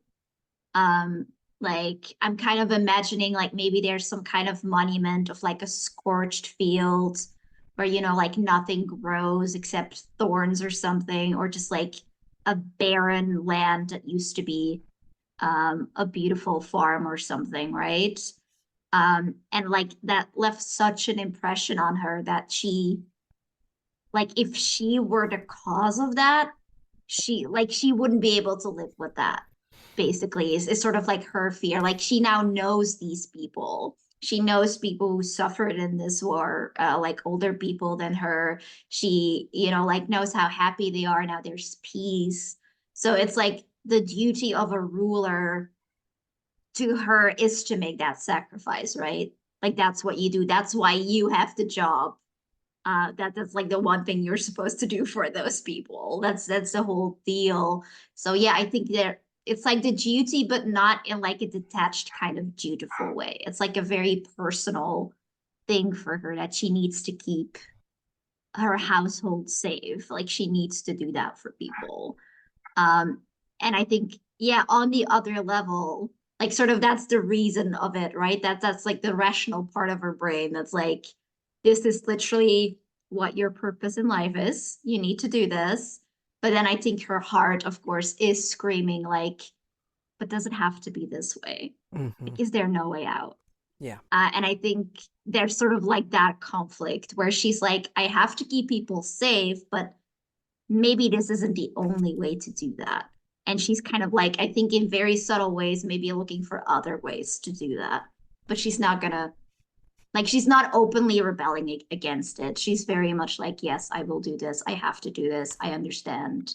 And I think the people also love her for it, right? Yeah. I think some people probably understand that it's a sacrifice not to marry out of love, but they also understand that, well, that's sort of the unspoken agreement of the feudal system, right? Like she has to make that sacrifice to be a good ruler. Okay.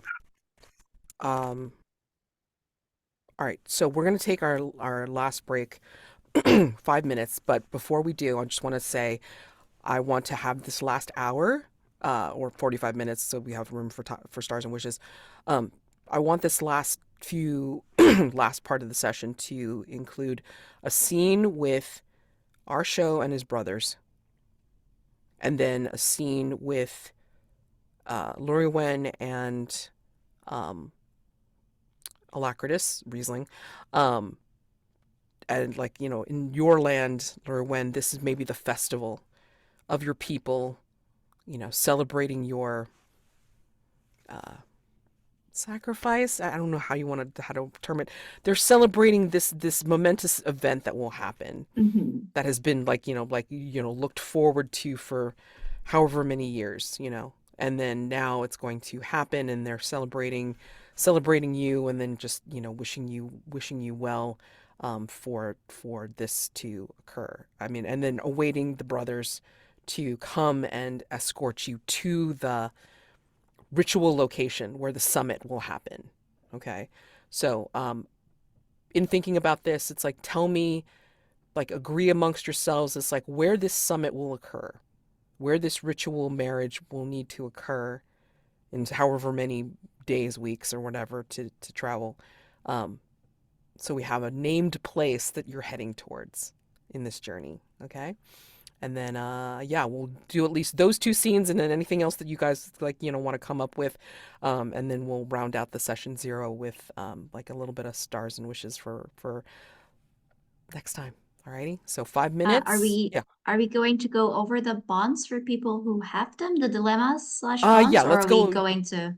Well, I mean, let's. we don't have to do that now, but just because I want to know where everybody is Yeah, like at mechanically, sort of.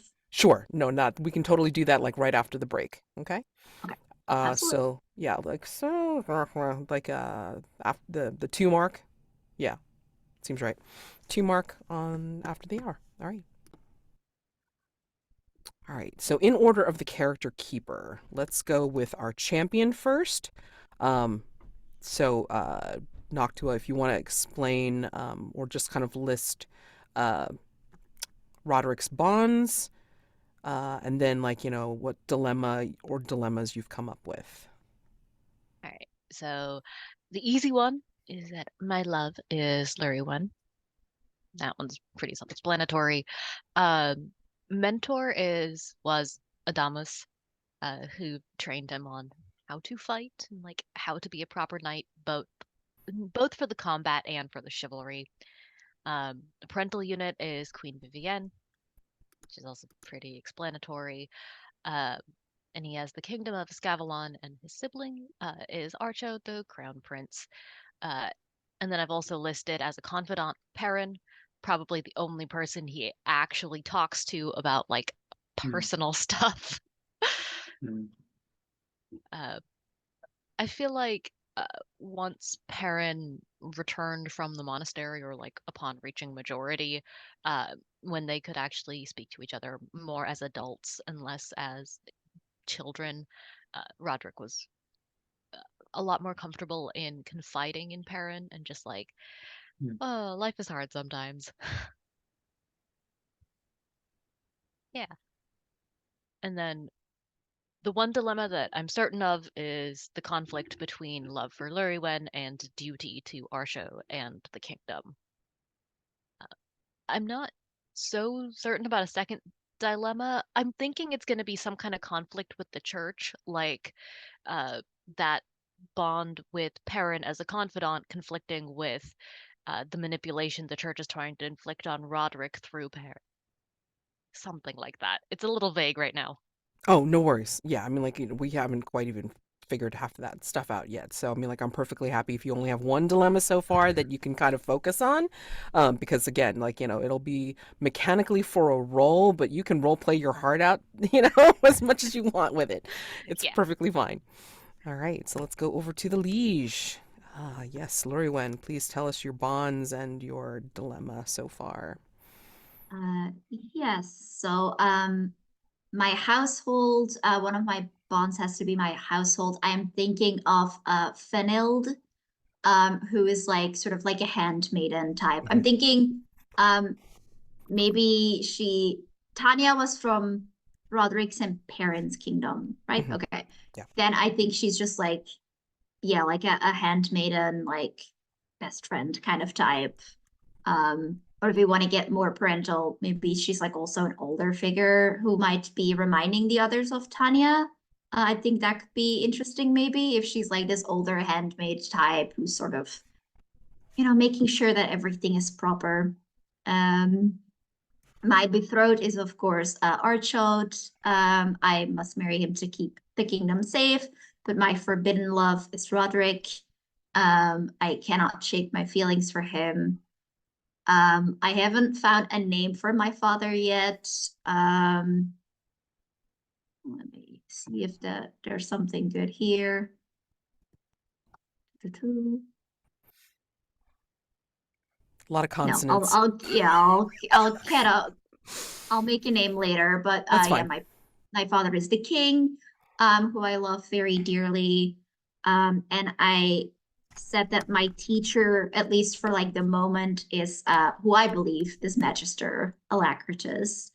I don't have a bond for Perin yet, but I think from what we've said, it kind of makes sense that there's like this bit of a distance where it's like I vaguely remember you from when you were 4 years old, and like you're the brother of someone dear to me, but it feels like maybe there's like just a bit of a neutral bond there. Sounds good. Yeah, I agree with that. Okay. And then my dilemmas, yeah, the same one sort of. I should marry Archaud for peace, but I would marry Roderick for love. And I was thinking for my second one, I was thinking that maybe Vanilled is suspicious of Magister Alacritus. Mm-hmm. Whether that is because she's like, this isn't a real one, or I just like, I don't trust this mage, like this wizard telling us what to do and all that. Sure. But I thought that could maybe be interesting where she's kind of casting doubt on this whole endeavor. Yes. Putting Llurywenn in this position of like, I already kind of don't want to do this, so you're giving me a reason. Right. Oh my gosh, that'll be great. Okay. And our Paragon, Perin, please tell us, like, who you're bonded to and your dilemmas. Yeah, I wrote down quite a few bonds, but I'll focus on the most important ones. Mhm. So again, my patron is Saint Adamus of Escavalon. My benefactor is Bishop Saymond. My confidant is Tanya. My holy order is Llancarfan Abbey. My kingdom is Escavalon. My liege is Prince Archaud, and my brother is Sir Roderick, and my teacher was Alacritus. And in terms of dilemmas, I'm torn between my pledge to Archaud to ensure his marriage comes to pass and my love for Roderick, who is in obvious turmoil. I don't think I know that it's turmoil because of love, but I can tell that something is eating away at you about this journey. So, and then to my great shame, I failed to protect my mentor, Saint Adamus, as a child. I have sworn a vow to him that I will not let Llurywenn meet the same fate. So. Nice. All right. And, excuse me, Riesling, please tell us your bonds and your dilemma or dilemmas. Yeah, so I'm waffling on a few of these, but what I have is from this, and this is from Riesling's perspective, is my companion was Brother Perin. My counterpart is Magister Alacritus. Um, my ward technically is Princess Llurywenn, and that's more of the Magister's ward, which is now my ward because I'm filling in for them. Yeah. My dilemmas are I just randomly created a mage a guild to be part of because that can always bring up problems. So I have a guild of the Magisteric Order of Starlight. Okay. It may never come up, but I figure that could be a problem for him. Sure. Maybe they're a faction that So works for somebody else. Who knows? yeah, and so my dilemmas are my familiarity with Perin and his with Alacritus makes it difficult for me to keep up my ruse. Yep. And That's a good one. Magister Alacritus' goals are of dire importance, but go against my own ideas. Oh no! What the heck? I'm gonna find out. I'm gonna play to find out. I can't wait to hear what Riesling's ideas are. That'll be great on the back end.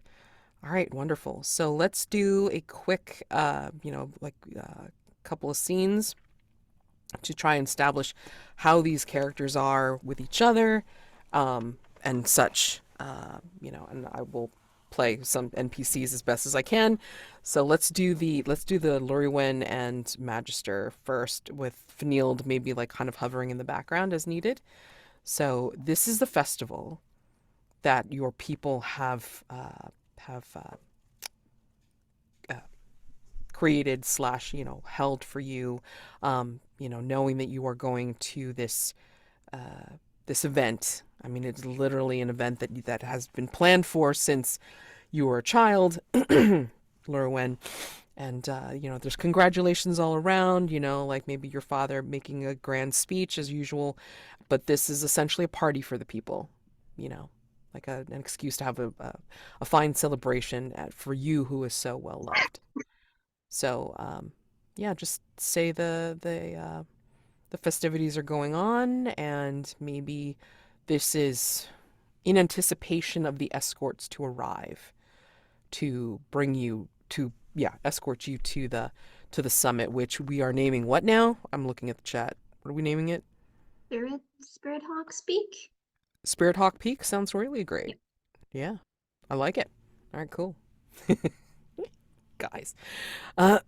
So yeah. And Feneld is probably like fussing over you slightly. I mean, like, she's letting you have your due. Obviously, like, you're the star, and she's just kind of like, oh, that that tear's going to need to be fixed a little bit. Are you sure you're going to be okay if I come with you on this journey?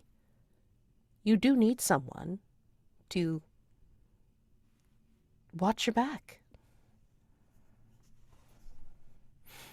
Of course, you are more than welcome to join me if you feel that is your duty. But I would not be offended if you choose to stay home. And I think sort of to set the scene, what we see is Llurywenn is in like this simple white dress, and it has like almost like this woven mesh thing over it. And that is because like older people are putting flowers or like produce or something that they have created on her dress. So it's like literally a dress that is adorned by the people, because if they don't do anything, that she's like walking around in a super plain white dress, which is like not very kingly. So it's like literally the people who are giving her these tokens, like people have spent months trying to make like that particular flower or like grow these particular crops. She has like garlands around her that people made. We see like every house is adorned with fresh produce, fresh flowers, like hand woven, embroidered stuff, like all of these very rural images. And like I think she's like sort of walking along this designated path as people keep adding to her dress. Um, there's probably like some bodyguards around, but I think like not a lot. Like this is like maybe one or two people, more so because she is a princess and there needs to be someone. But like you don't get the feeling like she's being protected necessarily, because you don't get the feeling that she has to be. No. And it's like very, very, like very much among the people who are, like drinking, singing, there's songs going on. And like I think like as she holds out her hand to have somebody else drape some forget-me-nots around her arm, she's just like smiling and nodding and waving as she talks to Feneld.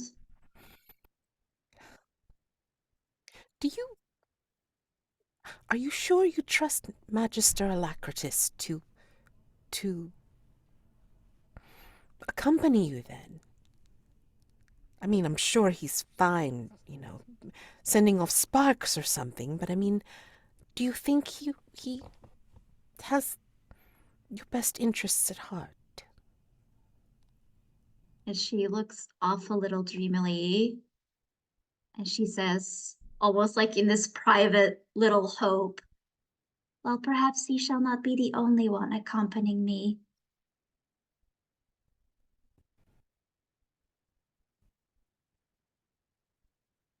I'm sorry, I must speak plainly, my lady. Should I come?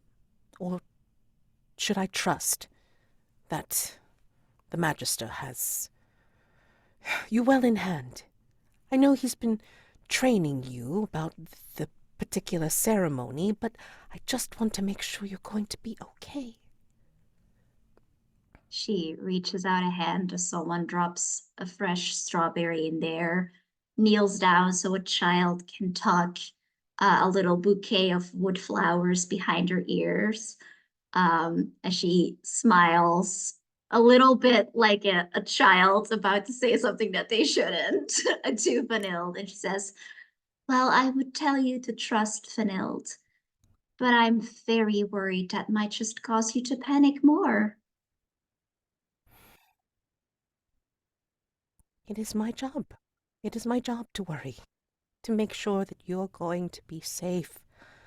And I think this is when, like, Magister Alacritus rocks up, and then she just kind of, like, gives you a withering look as she's, like, standing there behind Llurywenn. It's like, you will, I trust, Magister Alacritus, keep our beloved safe, yes? Oh, you're on mute. My responsibility is for all of mankind, and her safety is of paramount importance. As you well know, I was able to keep the Queen safe, and I've kept many members of the kingdom, the various kingdoms safe. There's no better person to escort you on this mission. Yes. Well, I can only hope. I will take some of this burden off of you, my dear, and then we'll be able to collect them in baskets for those in need. Enjoy the rest of the celebration. You have a long day when the escorts get here. You try and do at least the same. And she will take one of her flowers and tuck it behind Vanilde's ears, behind like an ear, as she smiles as Alacritus and kind of very daintily offers her arm and says, would you like to accompany me then? I'm afraid everyone will throw a fit if I'm alone for a second. It's like he gets a little stiff and like, of course, my lady, and he'll take the arm. Enjoy these moments while you have them. As humans live such fleeting lives, humans such as myself and you, we live such fleeting lives. We should appreciate these moments as best we can. She gives you like a small smile, but she does look away and she says, of course, it would be ungrateful of me not to. Here, have you tried these? And she will hand you like freshly, like I think like a freshly baked blueberry muffin type of pastry that like somebody else is handing them. And like all around us, there's like I think like they are giving her stuff, but there's like a bunch of like stuff to eat and drink that's like basically paid for by the king, right? Like it's basically like a free festival for the people. I try not to indulge too much, and it's like Riesling sees it, and it is like, boom, no, I'm not wants to do that, but he's like trying to be dignified. I try not to indulge too much. Yes, this is delicious. This is Indeed. quite an impressive festival. You honor me with such kind words. It is beautiful how much they do for us. Yes, well, it's not a simple compliment. I've been to many festivals over the years. So when I say that this is excellent, you can rest assured that I've experienced quite a bit in my life. This is impressive. Then I shall simply accept the honor and strive to do even better the next time there is a festival here. Hmm. That's excellent. I would, if I am if my service to the kingdoms is allows it, I will definitely be there. And you look like finishes the. Yeah, like Llurywenn has like noticed and is like picking up more pastries to like feed to you, basically. Oh, yeah. So somebody in chat suggested that we try a household roll to see if there's like a benefit here. I would be willing to try it. I don't know Yeah, how sure. anything works. Yeah, Sure. absolutely. Like Well, let's have some fun with it. Sure. Okay, so for your household roll, Mhm. let's see. Just territory can cross in a day's journey. Okay, great. Um, So like at the bottom, once okay. underneath the Yeah, choices. because my kingdom can be crossed in a day's journey, I think it could be a cute idea if I like start at one side and Yes. like the festival ends when I basically get to the road where the Yeah. boys are supposed to pick me up. Right, Like it's exactly. literally escorting me out of town. Right. Yeah, I think that sounds cute. Okay, for sure. All right, so let's see. For the household move. Once per session, while actively governing your household, you can roll Destiny. Mm-hmm. If you succeed, you and your permitted guests can use the household features to get +1 on pertinent roll. This benefit lasts until the end of next session, but can only be used for moves made while in the household and using a relevant feature. Mm. Okay. So with So I'm household guessing my destiny. Destiny is 0 at this point. Yes, For now, because it's like yeah. you haven't marked any destiny Okay. for that. It's double sixes. That did something right. Okay, so crit. That's Absolutely. awesome. So unqualified success, like, anything that you're going to be carrying with you or like, kind of bringing to the border, like will not only be fresh, remain fresh, but like maybe also kind of like a greeting, like a welcome to the escort, like, showing the bounty of your lands. So Mhm. it'll be perfect. I'm thinking maybe there's also like healing herbs in all of them, so Yes, it gives you like that extra boost to sort of sure. start the journey well. Yeah, absolutely. So, yeah, just to kind of mark She that somewhere. will totally, by the way, remember which Roderick's favorite are and like make sure that she has like quite a few of those. Totally Yes. by accident. Totally isn't planning this. Oh, but, totally by accident. Like, just I'll because, let like, her he know. happens to like a particular fruit, like, doesn't mean that. It would be very funny if it's like a fairly rare fruit as well. And she's just like, it's like super obvious, but she's like, yes. Yeah. I'm gonna say, Roderick really likes raspberries, but they don't grow very well in Escavalon because the soil isn't acidic enough. Llurywenn has them in plenty because her lands are very agricultural, but it's something he doesn't get. So it's rare for him, but she has access. That's so good. I love that. Yeah. That is beautiful. Yeah, save that for the next time. So let's like, rewind a little bit. And this is back at Escavalon where maybe, you know, Archaud has his marching orders that he needs to get to the ritual peak first to like, set the stage, like do some of the ceremonial things, but then this is before he leaves to go, which is why he can't go and escort Llurywenn himself. But he's entrusting you two to do this for him. And he has you maybe like, this is the last meal before he leaves, before you all leave, like, so you're going to be going on your way to pick up Llurywenn and escort her to the peak, and he's heading straight there. I think there's a real contrast between the two kingdoms. We're in this throne room, and we just saw this lush scene with all of these flowers and fruits and everything. Archaud's reputation, people have started calling him Prince Archaud the Stern. And everything about this courtroom like reinforces that. It's very cold, it's very dour. There's maybe a couple tapestries, but they're faded. There's like one single fire that is lit just enough, because he doesn't want to expend too many logs on it. So it's a pretty uncomfortable place. It's not that he's not showing us hospitality, right? Because he did make sure that we were fed and that there's some wine, but like the bare minimum, essentially. He's going Because around with the fur cloak, like with the big ruff and all this kind of stuff, and he will extend you the courtesy of giving you your own, fur-lined cloaks as well, because he knows to do this.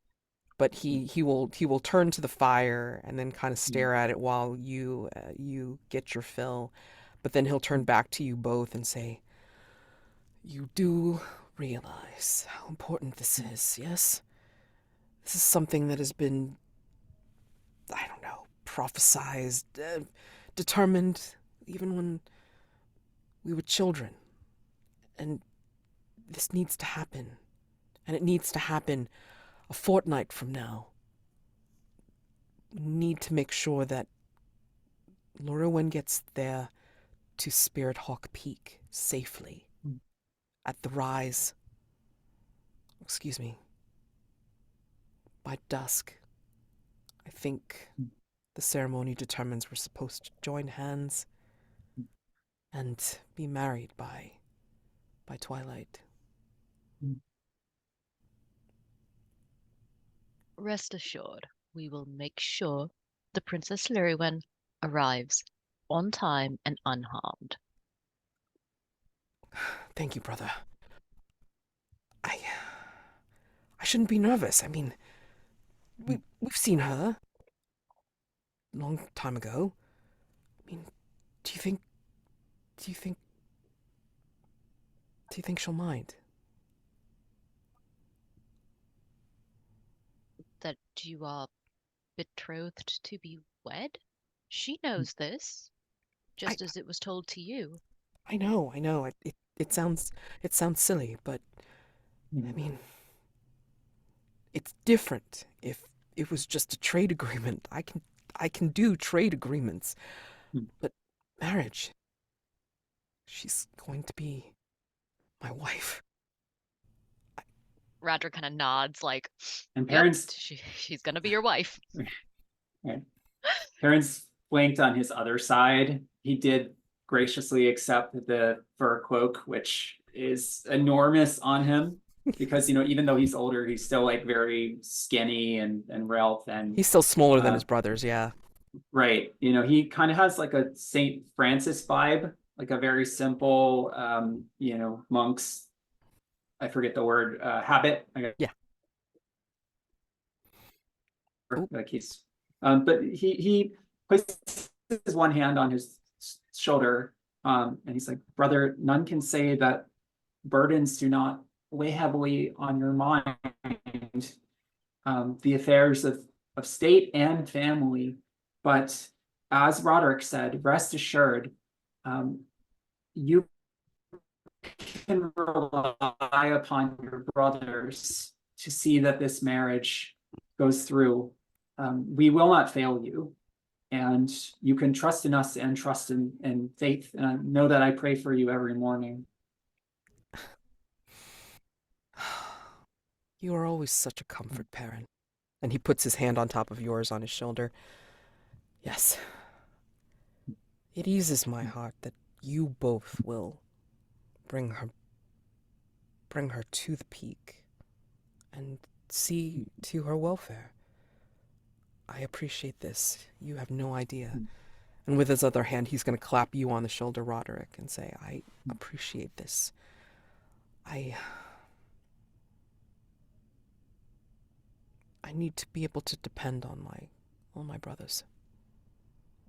I can't do this all by myself, even though I have to make my own way to the peak itself. But just know that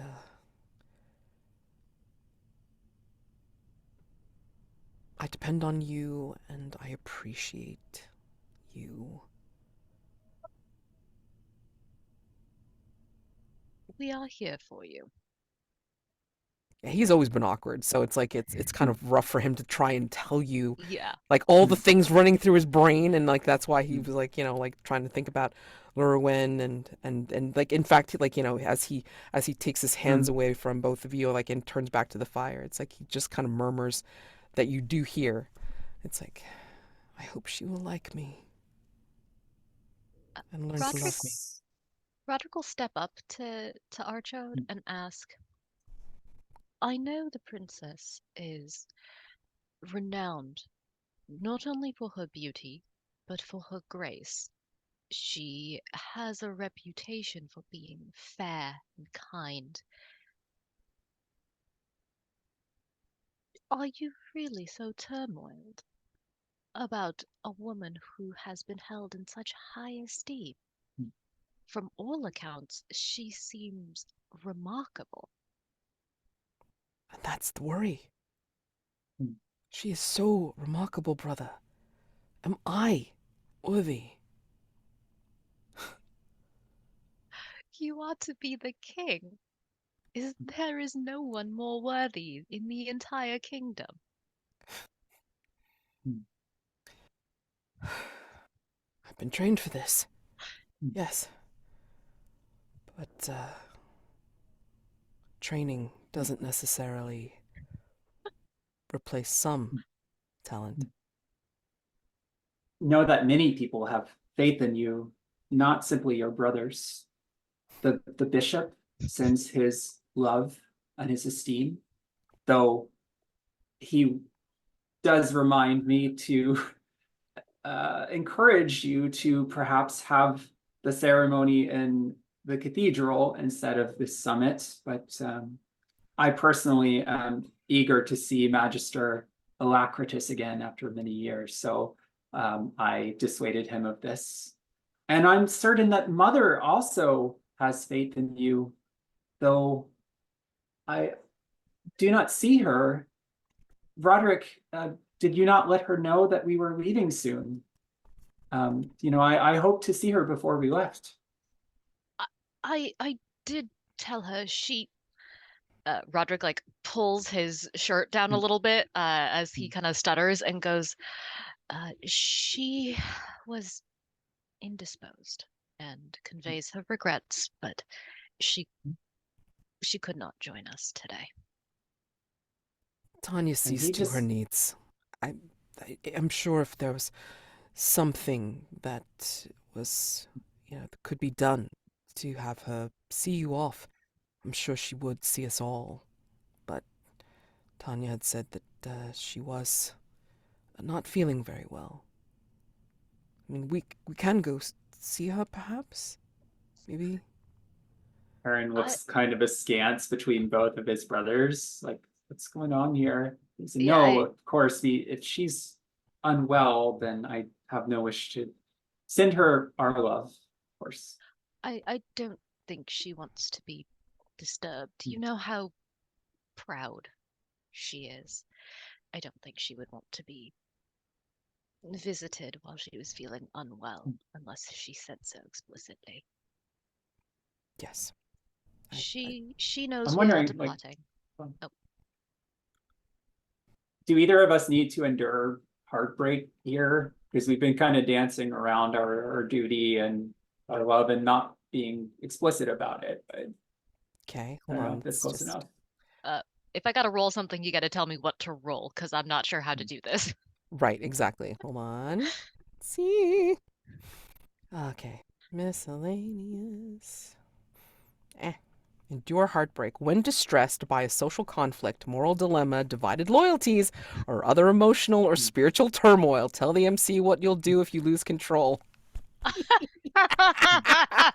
Losing control might mean acting rashly, flying into a rage, collapsing into a faint, retreating in tears, or something else similarly melodramatic. Then you roll as many unfulfilled destiny, like so all the blank boxes next to destiny that you have, and then you add that to your roll, your 2d6. If I lose control, I will actually go insist that I have to go see my mother and pray for her, whether or not she's really sick. Okay. Okay. So you would roll unfulfilled destiny. So obviously still all those boxes. 2d6 plus Yeah, all so it's those. like a +5, right? Yeah.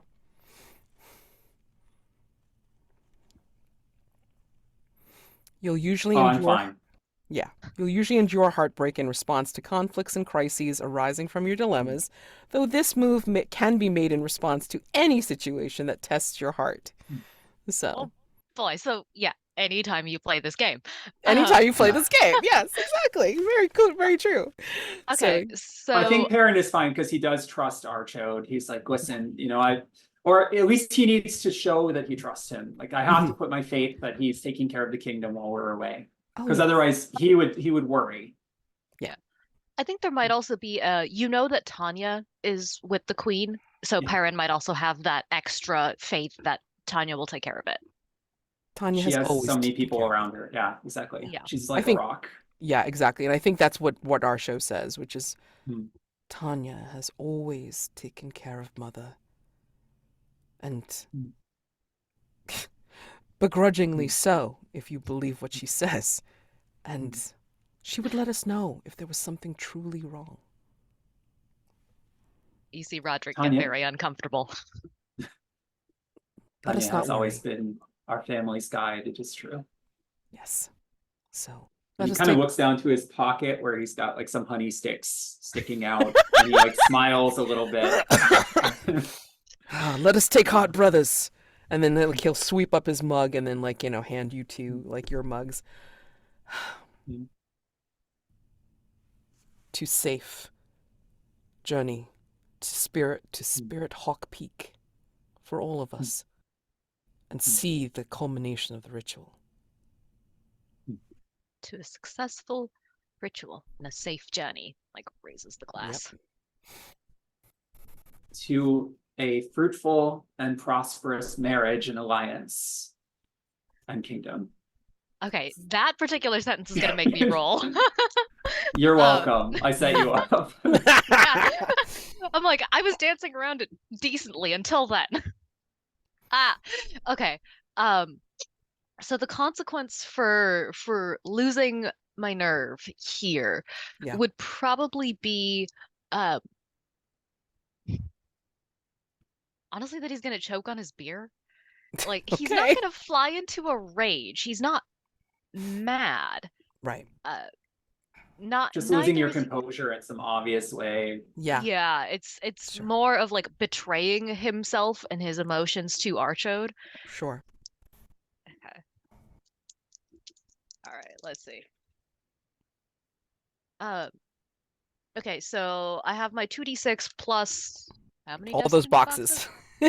Oh, yeah, 13. Oh yeah. Yeah, you're fine. Yeah. So you're able to hide it. So when you gulp down that spirit, tell me how it tastes. Knowing what you know, but yet like having to cover and not show your brothers a thing. How I does that think beer taste? bitter. Normally the beer in this land is it's made with a good balance of hops, and for Roderick, having been trained as a warrior, he's consumed quite a bit of small beer in his time. But the hops really hit him hard, and it is a bitter swallow. You can see him kind of hold it in his mouth for a moment, and like you can watch the Adam's apple bob as he swallows, as he like forces it down and goes, in his head, he's like, I have to betray someone. Whether it be my duty or my heart, I don't know yet. But yeah, he can see this conflict brewing. And already it begins. Woohoo! All right, great. So I think we can close out on that scene of the brothers drinking. Is there anything that you two want to do, Llurywenn and Magister Riesling, that you want to do before we close, and then just do a quick stars and wishes to close out the session to get ready for next time? Next time we're going to begin with you two with the two parties coming together and getting ready to go on the journey. Okay. Yeah, Anything? I can't think of anything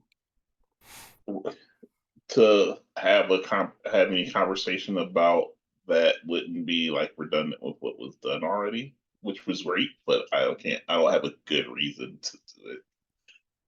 Unless there's someone that's going to be in the party that he should know, like, or in the party that's traveling to meet them. I can't think of, like, as far as NPCs, who else is in the retinue that he might need to engage with. Yeah, I mean, and I imagine that like Llurywen's retinue has to be pretty small, right? So Right. it could be a situation of like, it's just you, her, and then maybe a couple of other folks just as a cursory guard or accompaniment, like, maybe they're not even there to necessarily accompany you the whole way, excuse me, but Mhm. just to kind of act as Yeah, servants for a little bit. I imagine it's more so like um you can't send out a princess without a retinue, so it's like very the basic like this is the honor that you deserve. But I think because of the way that we set it up with like this marriage, it feels like this is very much a trial, that the whole point is that there can't be Hmm. people to help you, or like not too many people. Yeah, So I feel like it's maybe, like the first leg of the journey, and then they will return sort of with like the news and the update of the town, like, yeah, everything's going well. sure.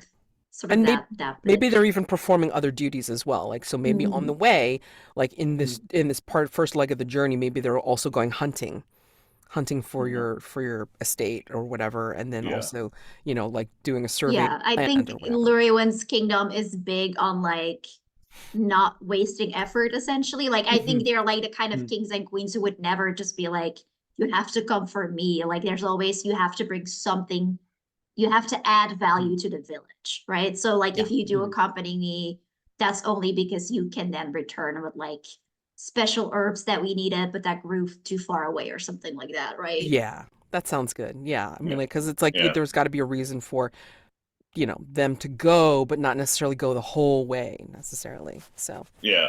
I imagine there's going to be a scene of that transfer, mhm, like where the Mhm. retinue, the guard, and everything will have that one moment before this is when you turn back, and we are now effectively in the protection of the brothers and their retinue. yeah.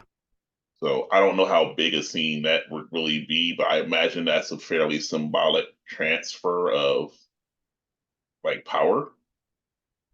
Could be. Yeah, Could I be. So think we could do that maybe next time with like the meeting, and then see like how we set that up to have like that symbolic handoff sort of as Sure. we leave. yeah. Right. I Hmm. Yeah, could I see. think.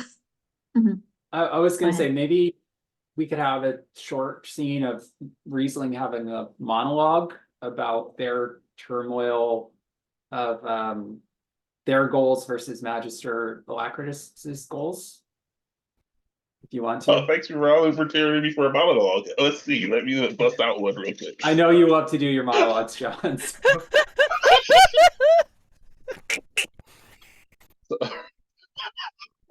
Just because it might be a good capstone for the episode. Well, okay. Or you don't even have to monologue. You can even just narrate if you want. I mean, it doesn't have to be complicated. Well, Yeah, if you maybe like monologue, then it could along. go into endure heartbreak, sort of. Mhm. Yeah, maybe like along the walk, or like we see like you sort of Hmm. going off on your own for a little bit. I think it would Hmm. be very funny if like Llurywenn is just kind of walking with you while you monologue and just like nodding politely. But like realizing it's one of those moments where you just nod and smile and don't say anything. Yeah, so I imagine this whole monologue would be very much of, I don't know what you expect from me. I understand you have great tasks to accomplish, and there's so many problems in this world that you feel you need to complete all of them, but not everything needs to be so perfect and cut and dry.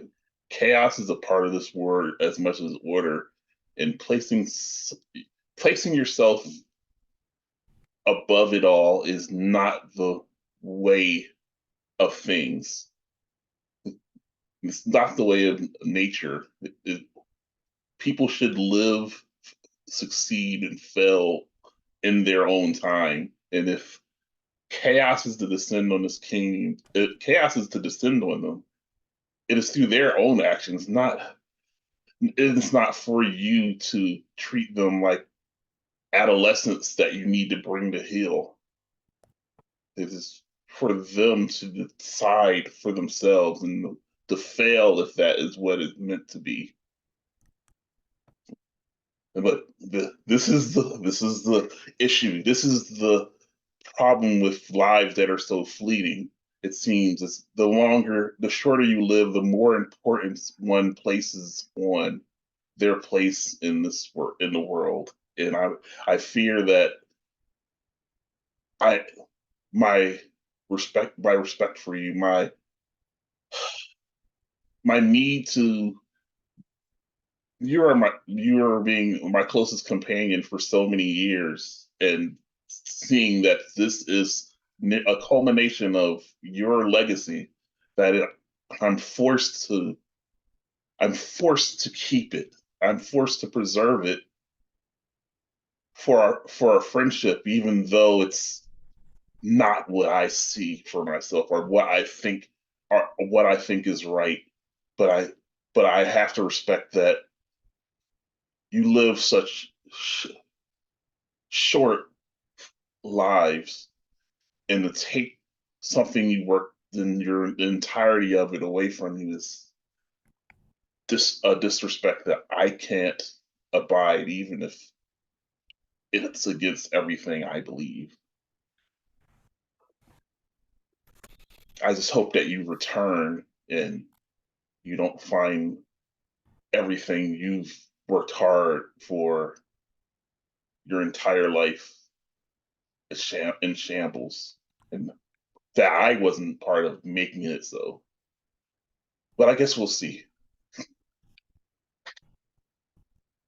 I think she smiles at you, hands you another pastry, and says, "Such is the cost of being who we are. What we feel Yes. ultimately is not as important."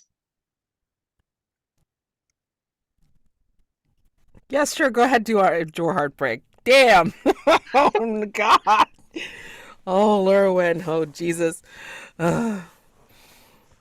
Will I ever play a character who is not really stubborn about the wrong things? I don't think so. No, you're getting the vibes. Absolutely. That's what this game is all about. Vibe away. So +5? Yeah. What was okay? Yeah. Any like the unfulfilled destiny, which is any of the unmarked boxes. So yeah. 11. Okay. Hmm. You're fine. Yeah, we should be happy. It'll never be this good again. So yes, exactly.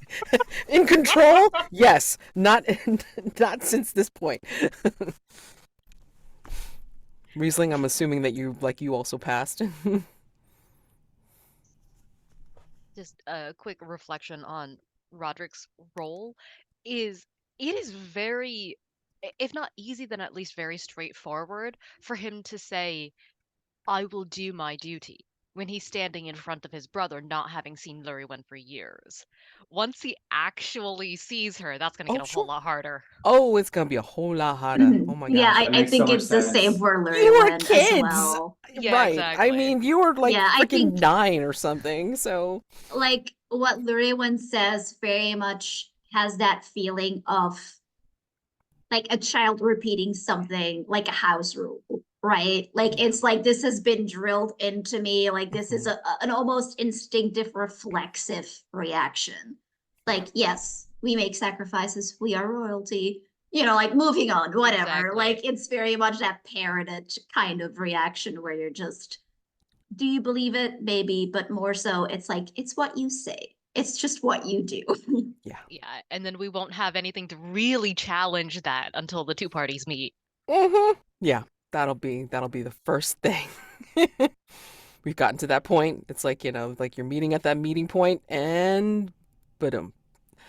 All right. So, we'll wrap that up for today. So, let's do a quick round of stars and wishes. Stars are things that you appreciate about like the minimal gameplay, each other, the role play, and then wishes are what you'd like to see for next time in the future for this thing. So, yeah, whoever wants to go first. Yeah, I can start. Stars, just like everyone, I really liked the Session Zero stuff. I thought everyone was like really open to kind of building on each other's ideas and making this world. And I think we set up a very tense world full of stakes. Like things can go wrong from so many angles, and it feels like very like this medieval setting feels like very fantasy to me, which I'm very happy. Like this feels like a very good setup of a fantasy novel. So I'm already super hyped for that. For Noctua, I loved Roderick's. I just love how from the get-go you really got like Roderick's conflict in there.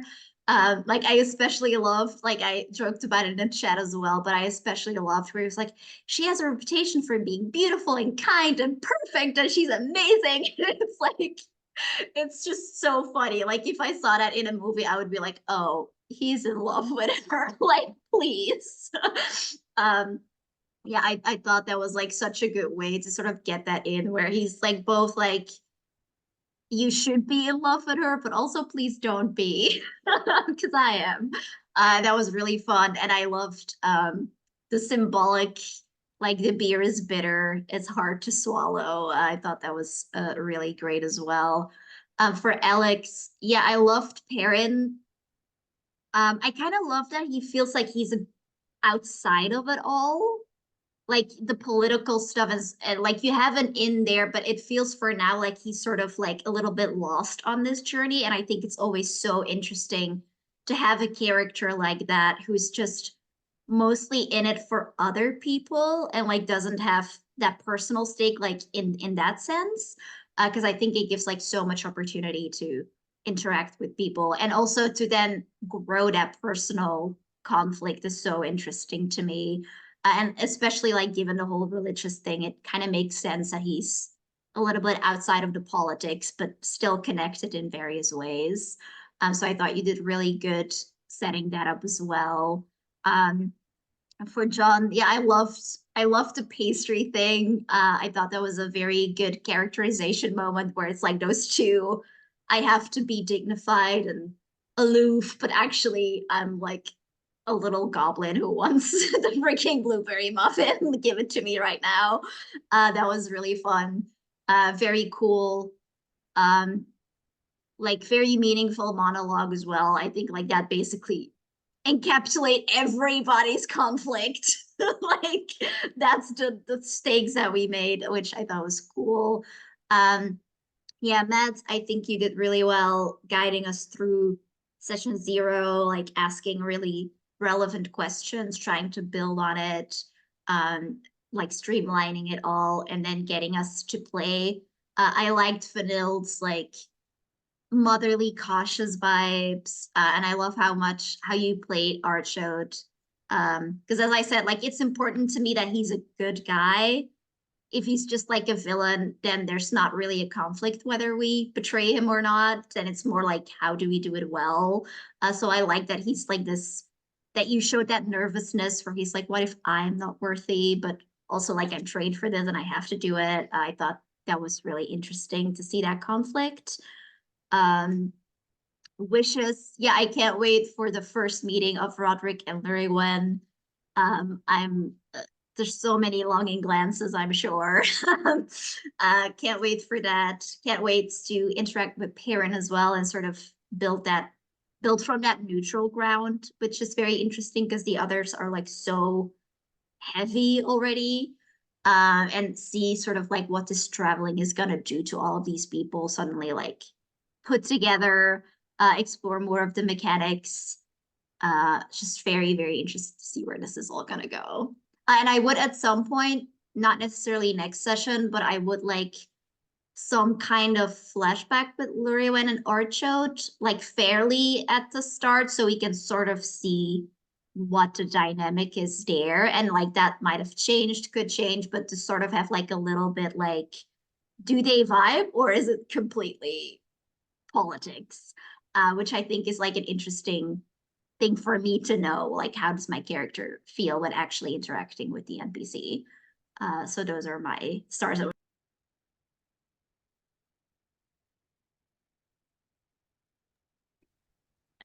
I think I have mine. Okay. So for Jazy, yeah, Llurywenn was amazing. I love her already. Um, I really appreciate that Llurywenn is so well trained for her duty, and that really comes across even now. Like she's been drilled since early childhood that she will perform her duty. So it really emphasizes how much this conflict is going to mean to her once we actually get to that point. I love that setup. Uh, and yeah, and that she was so kind. Like she is so sweet to all the people in her kingdom. It was so adorable. So yes, I love that about her. Uh, for Alex, I think Perin is actually going to be one of the most fascinating characters here because I really want to see how Perin has grown from our like for the queen setup, and like the dynamic you had with Alacritus then is going to be different now. So like as a wish, I really want to see Perin and Alacritus and like what happens there. Um, I'm I'm also really impressed by how just in that one scene you managed to pull in the wait, there is the queen ailing? Is there something wrong with the queen? And like instant drama in a scene that didn't need it, but you got it anyway. So yeah, star for that. Uh, and for Jonn, the monologue, just yeah, great on the monologue. Definite highlight. I I wasn't quite expecting the contents to be so but like chaos gremlin in a way. Like you need a little chaos in your life. I love that. That that's gonna be fun. Yeah, and then going forward, I really want to see the two parties meet. Yeah. Um so yeah, the dynamics I'm really looking forward to are Perin and Alacritus, and then Llurywenn and Roderick are just yeah, they're gonna be their own thing. And then for Mads, I loved uh so as a GM thing, I loved that you had the perfect questions to keep things moving. Like it felt like the the pace once we actually got to the RP was really good.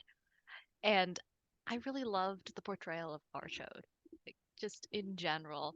Like he's stern, but he's a good person. And yeah, that was really important.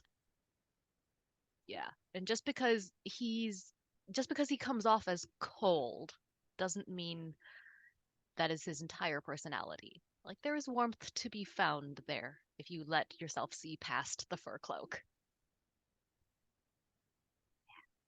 All right, that's me. Sorry, I'm laughing at chat. That's fine. I guess I'll go next. I'll go in order from what I can see. Jonn, I just think you're a really generous player, in terms of, both pitching ideas and accepting ideas and running with them. I always love playing with you for that reason. And yeah, I always love hearing your monologues. I'm like this. So the fact that you ran with it, when I set you up, I really appreciated that. Mads, I think that you scene frame really well and also do spotlighting really well. Like it felt like each character got a moment to shine, and we got a chance to learn about all of them. And just taking the time to go over the roles and safety and everything is really important too. So, you know, I'm glad that we didn't just rush into the RP scenes. So thank you for that. Jazy, I really, really like the description of the festival, you know, all the stuff with like the flowers and the people bringing gifts and everything. I think we learned a lot about your character just in that short amount of time, and set me up for the contrast between the two kingdoms, which was really cool. And Roderick, yeah, I really like the scene that we had together for sure, and that we were being so oblique about our emotions, while, you know, not directly saying anything. Like, I feel like we really got the vibe of the game mechanic really well in that scene. Wishes, yeah, as others have said, you know, I'm looking forward to certain character scenes. Definitely looking forward to, you know, with Alacritus and me, with Jazy and Noctua, but also like maybe a scene with Perin and Roderick one-on-one, right? Where we can say, okay, now that we're in private, we can really talk about what's going on.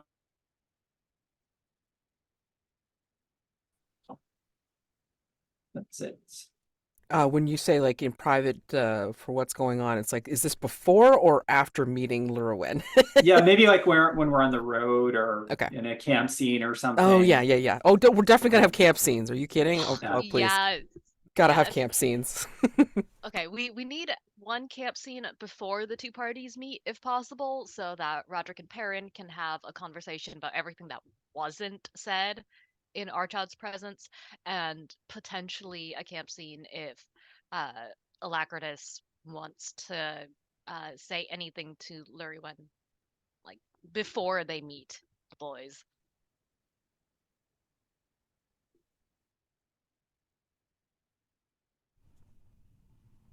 Did you want to go, Jonn? Hey, I guess I should go now since I think everyone else went. Oh wait, I think. Wait, Matt, did you go? I have not gone yet. I'll go last. That's Okay, fine. okay, yeah, it's fair. I really like Llurywen's character, especially how her connection to the people is like the people of her kingdom love her so much, and so it'll be like this stark transition to go from this place where everyone seems to be open about their affection for each other to then be. That's kind of why I want to see that. See, that's the wish I would do. To see that there would be this sudden, stark transition to being in this group of people who don't share their emotions or feelings, are very like they're not like neither good at it nor desire it, and so I look forward to seeing. So I'm this. Oh, I love that setup for this whole thing. So that's what I'm looking forward to, how it all plays out with her. Like Perrin, I feel like the whole, especially after the last conversation we did for the Queen, is just like I will be playing a character who is supposedly saw Perrin as a child from the perspective of Alacritus, but really saw it from a perspective of a bird that is just chirping at them, to now having to see them as an adult while also pretending to be be a very dignified wizard.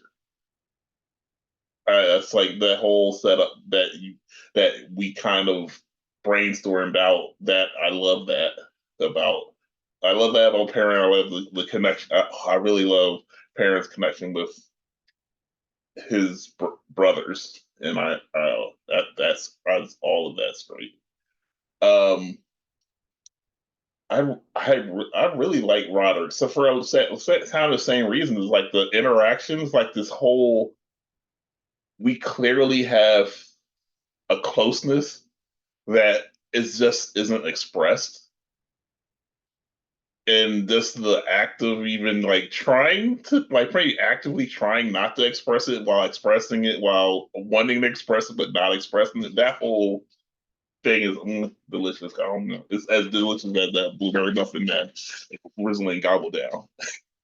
So, and yeah, my wishes are to. My main wish is the whole have Riesling talk to Perin while both how his having to guard Riesling having to guard his feelings while conveying the feelings of someone that they don't necessarily feel the same as.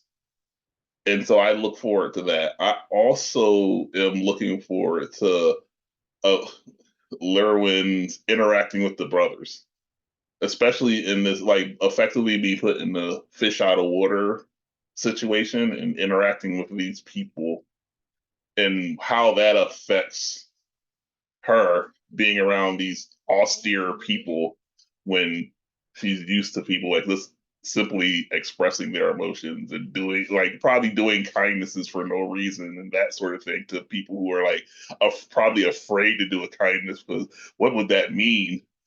And I just imagine that's gonna be fun.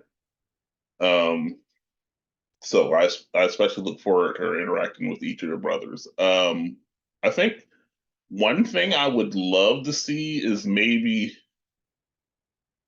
maybe a flashback where it's actually the real Alacritus interacting with the younger Roderick to trying to establish that what kind of relationship is that? Because I imagine it's very different than the one that Perin and Magister Alacritus has. And I would just love to flash back to at some point to what exactly is that relationship like?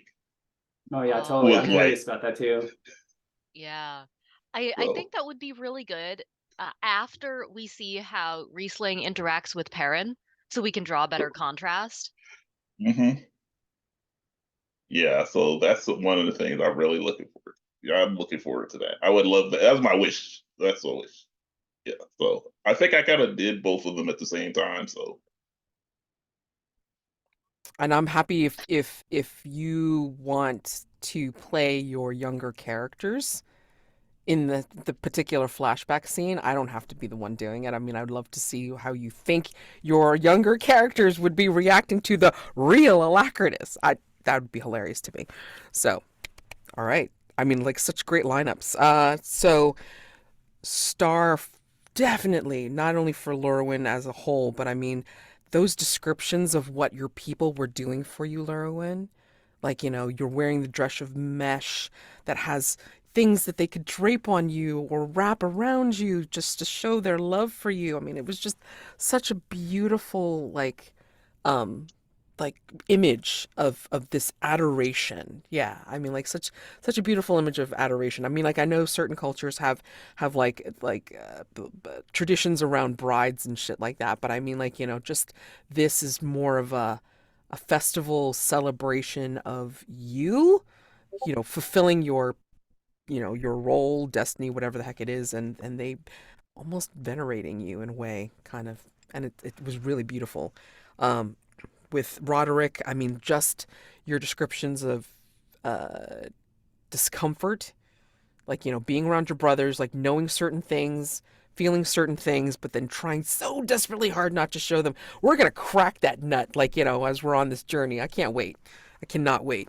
Um, Perrin, your earnestness in being with your brothers, as also being tied with your faith, um, for prosperity and health and everything, and just having, I guess, for them, for Escavalonians, I don't know, having such an earnestness and an optimism for how things will go.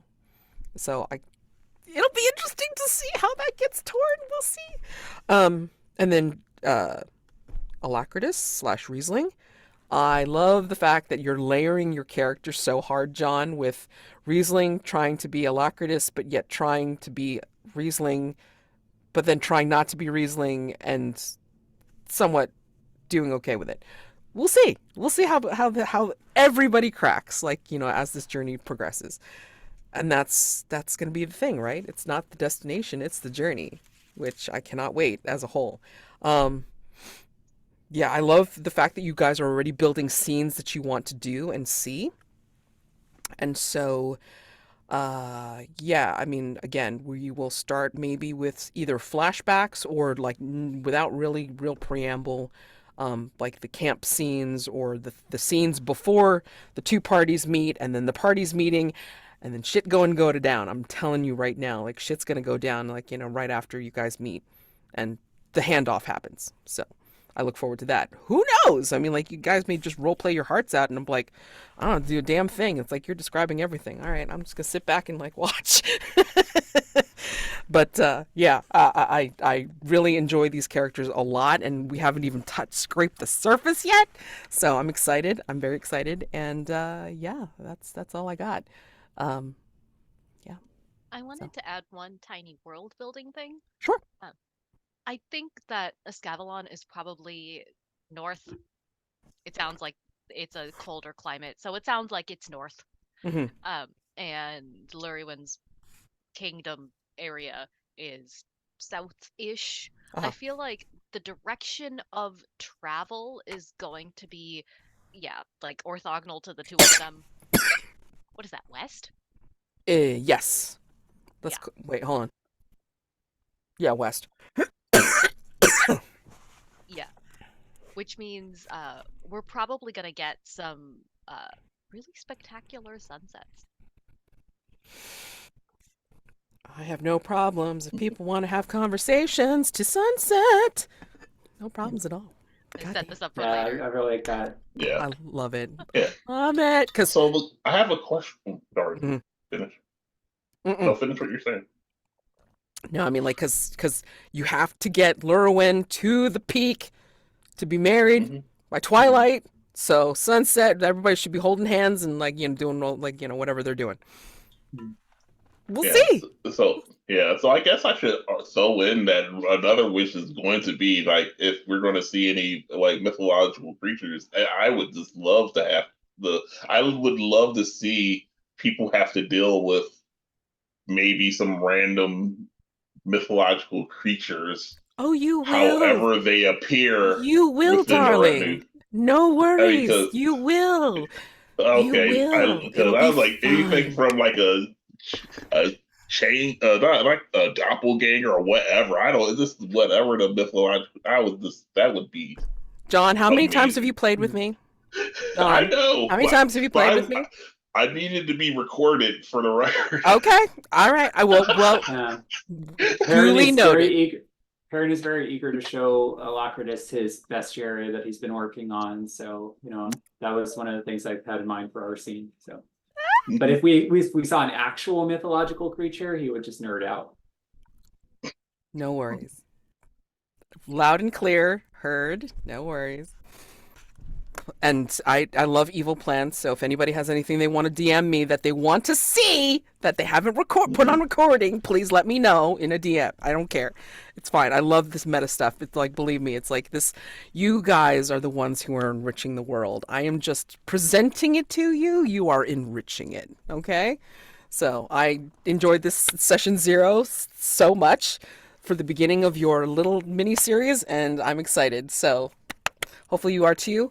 Happy gaming for the rest of your week, and I will see you next time. Okay? Thank you all. Thank you. Yeah, this was fun. You're Bye, right. everybody. This was Bye. great.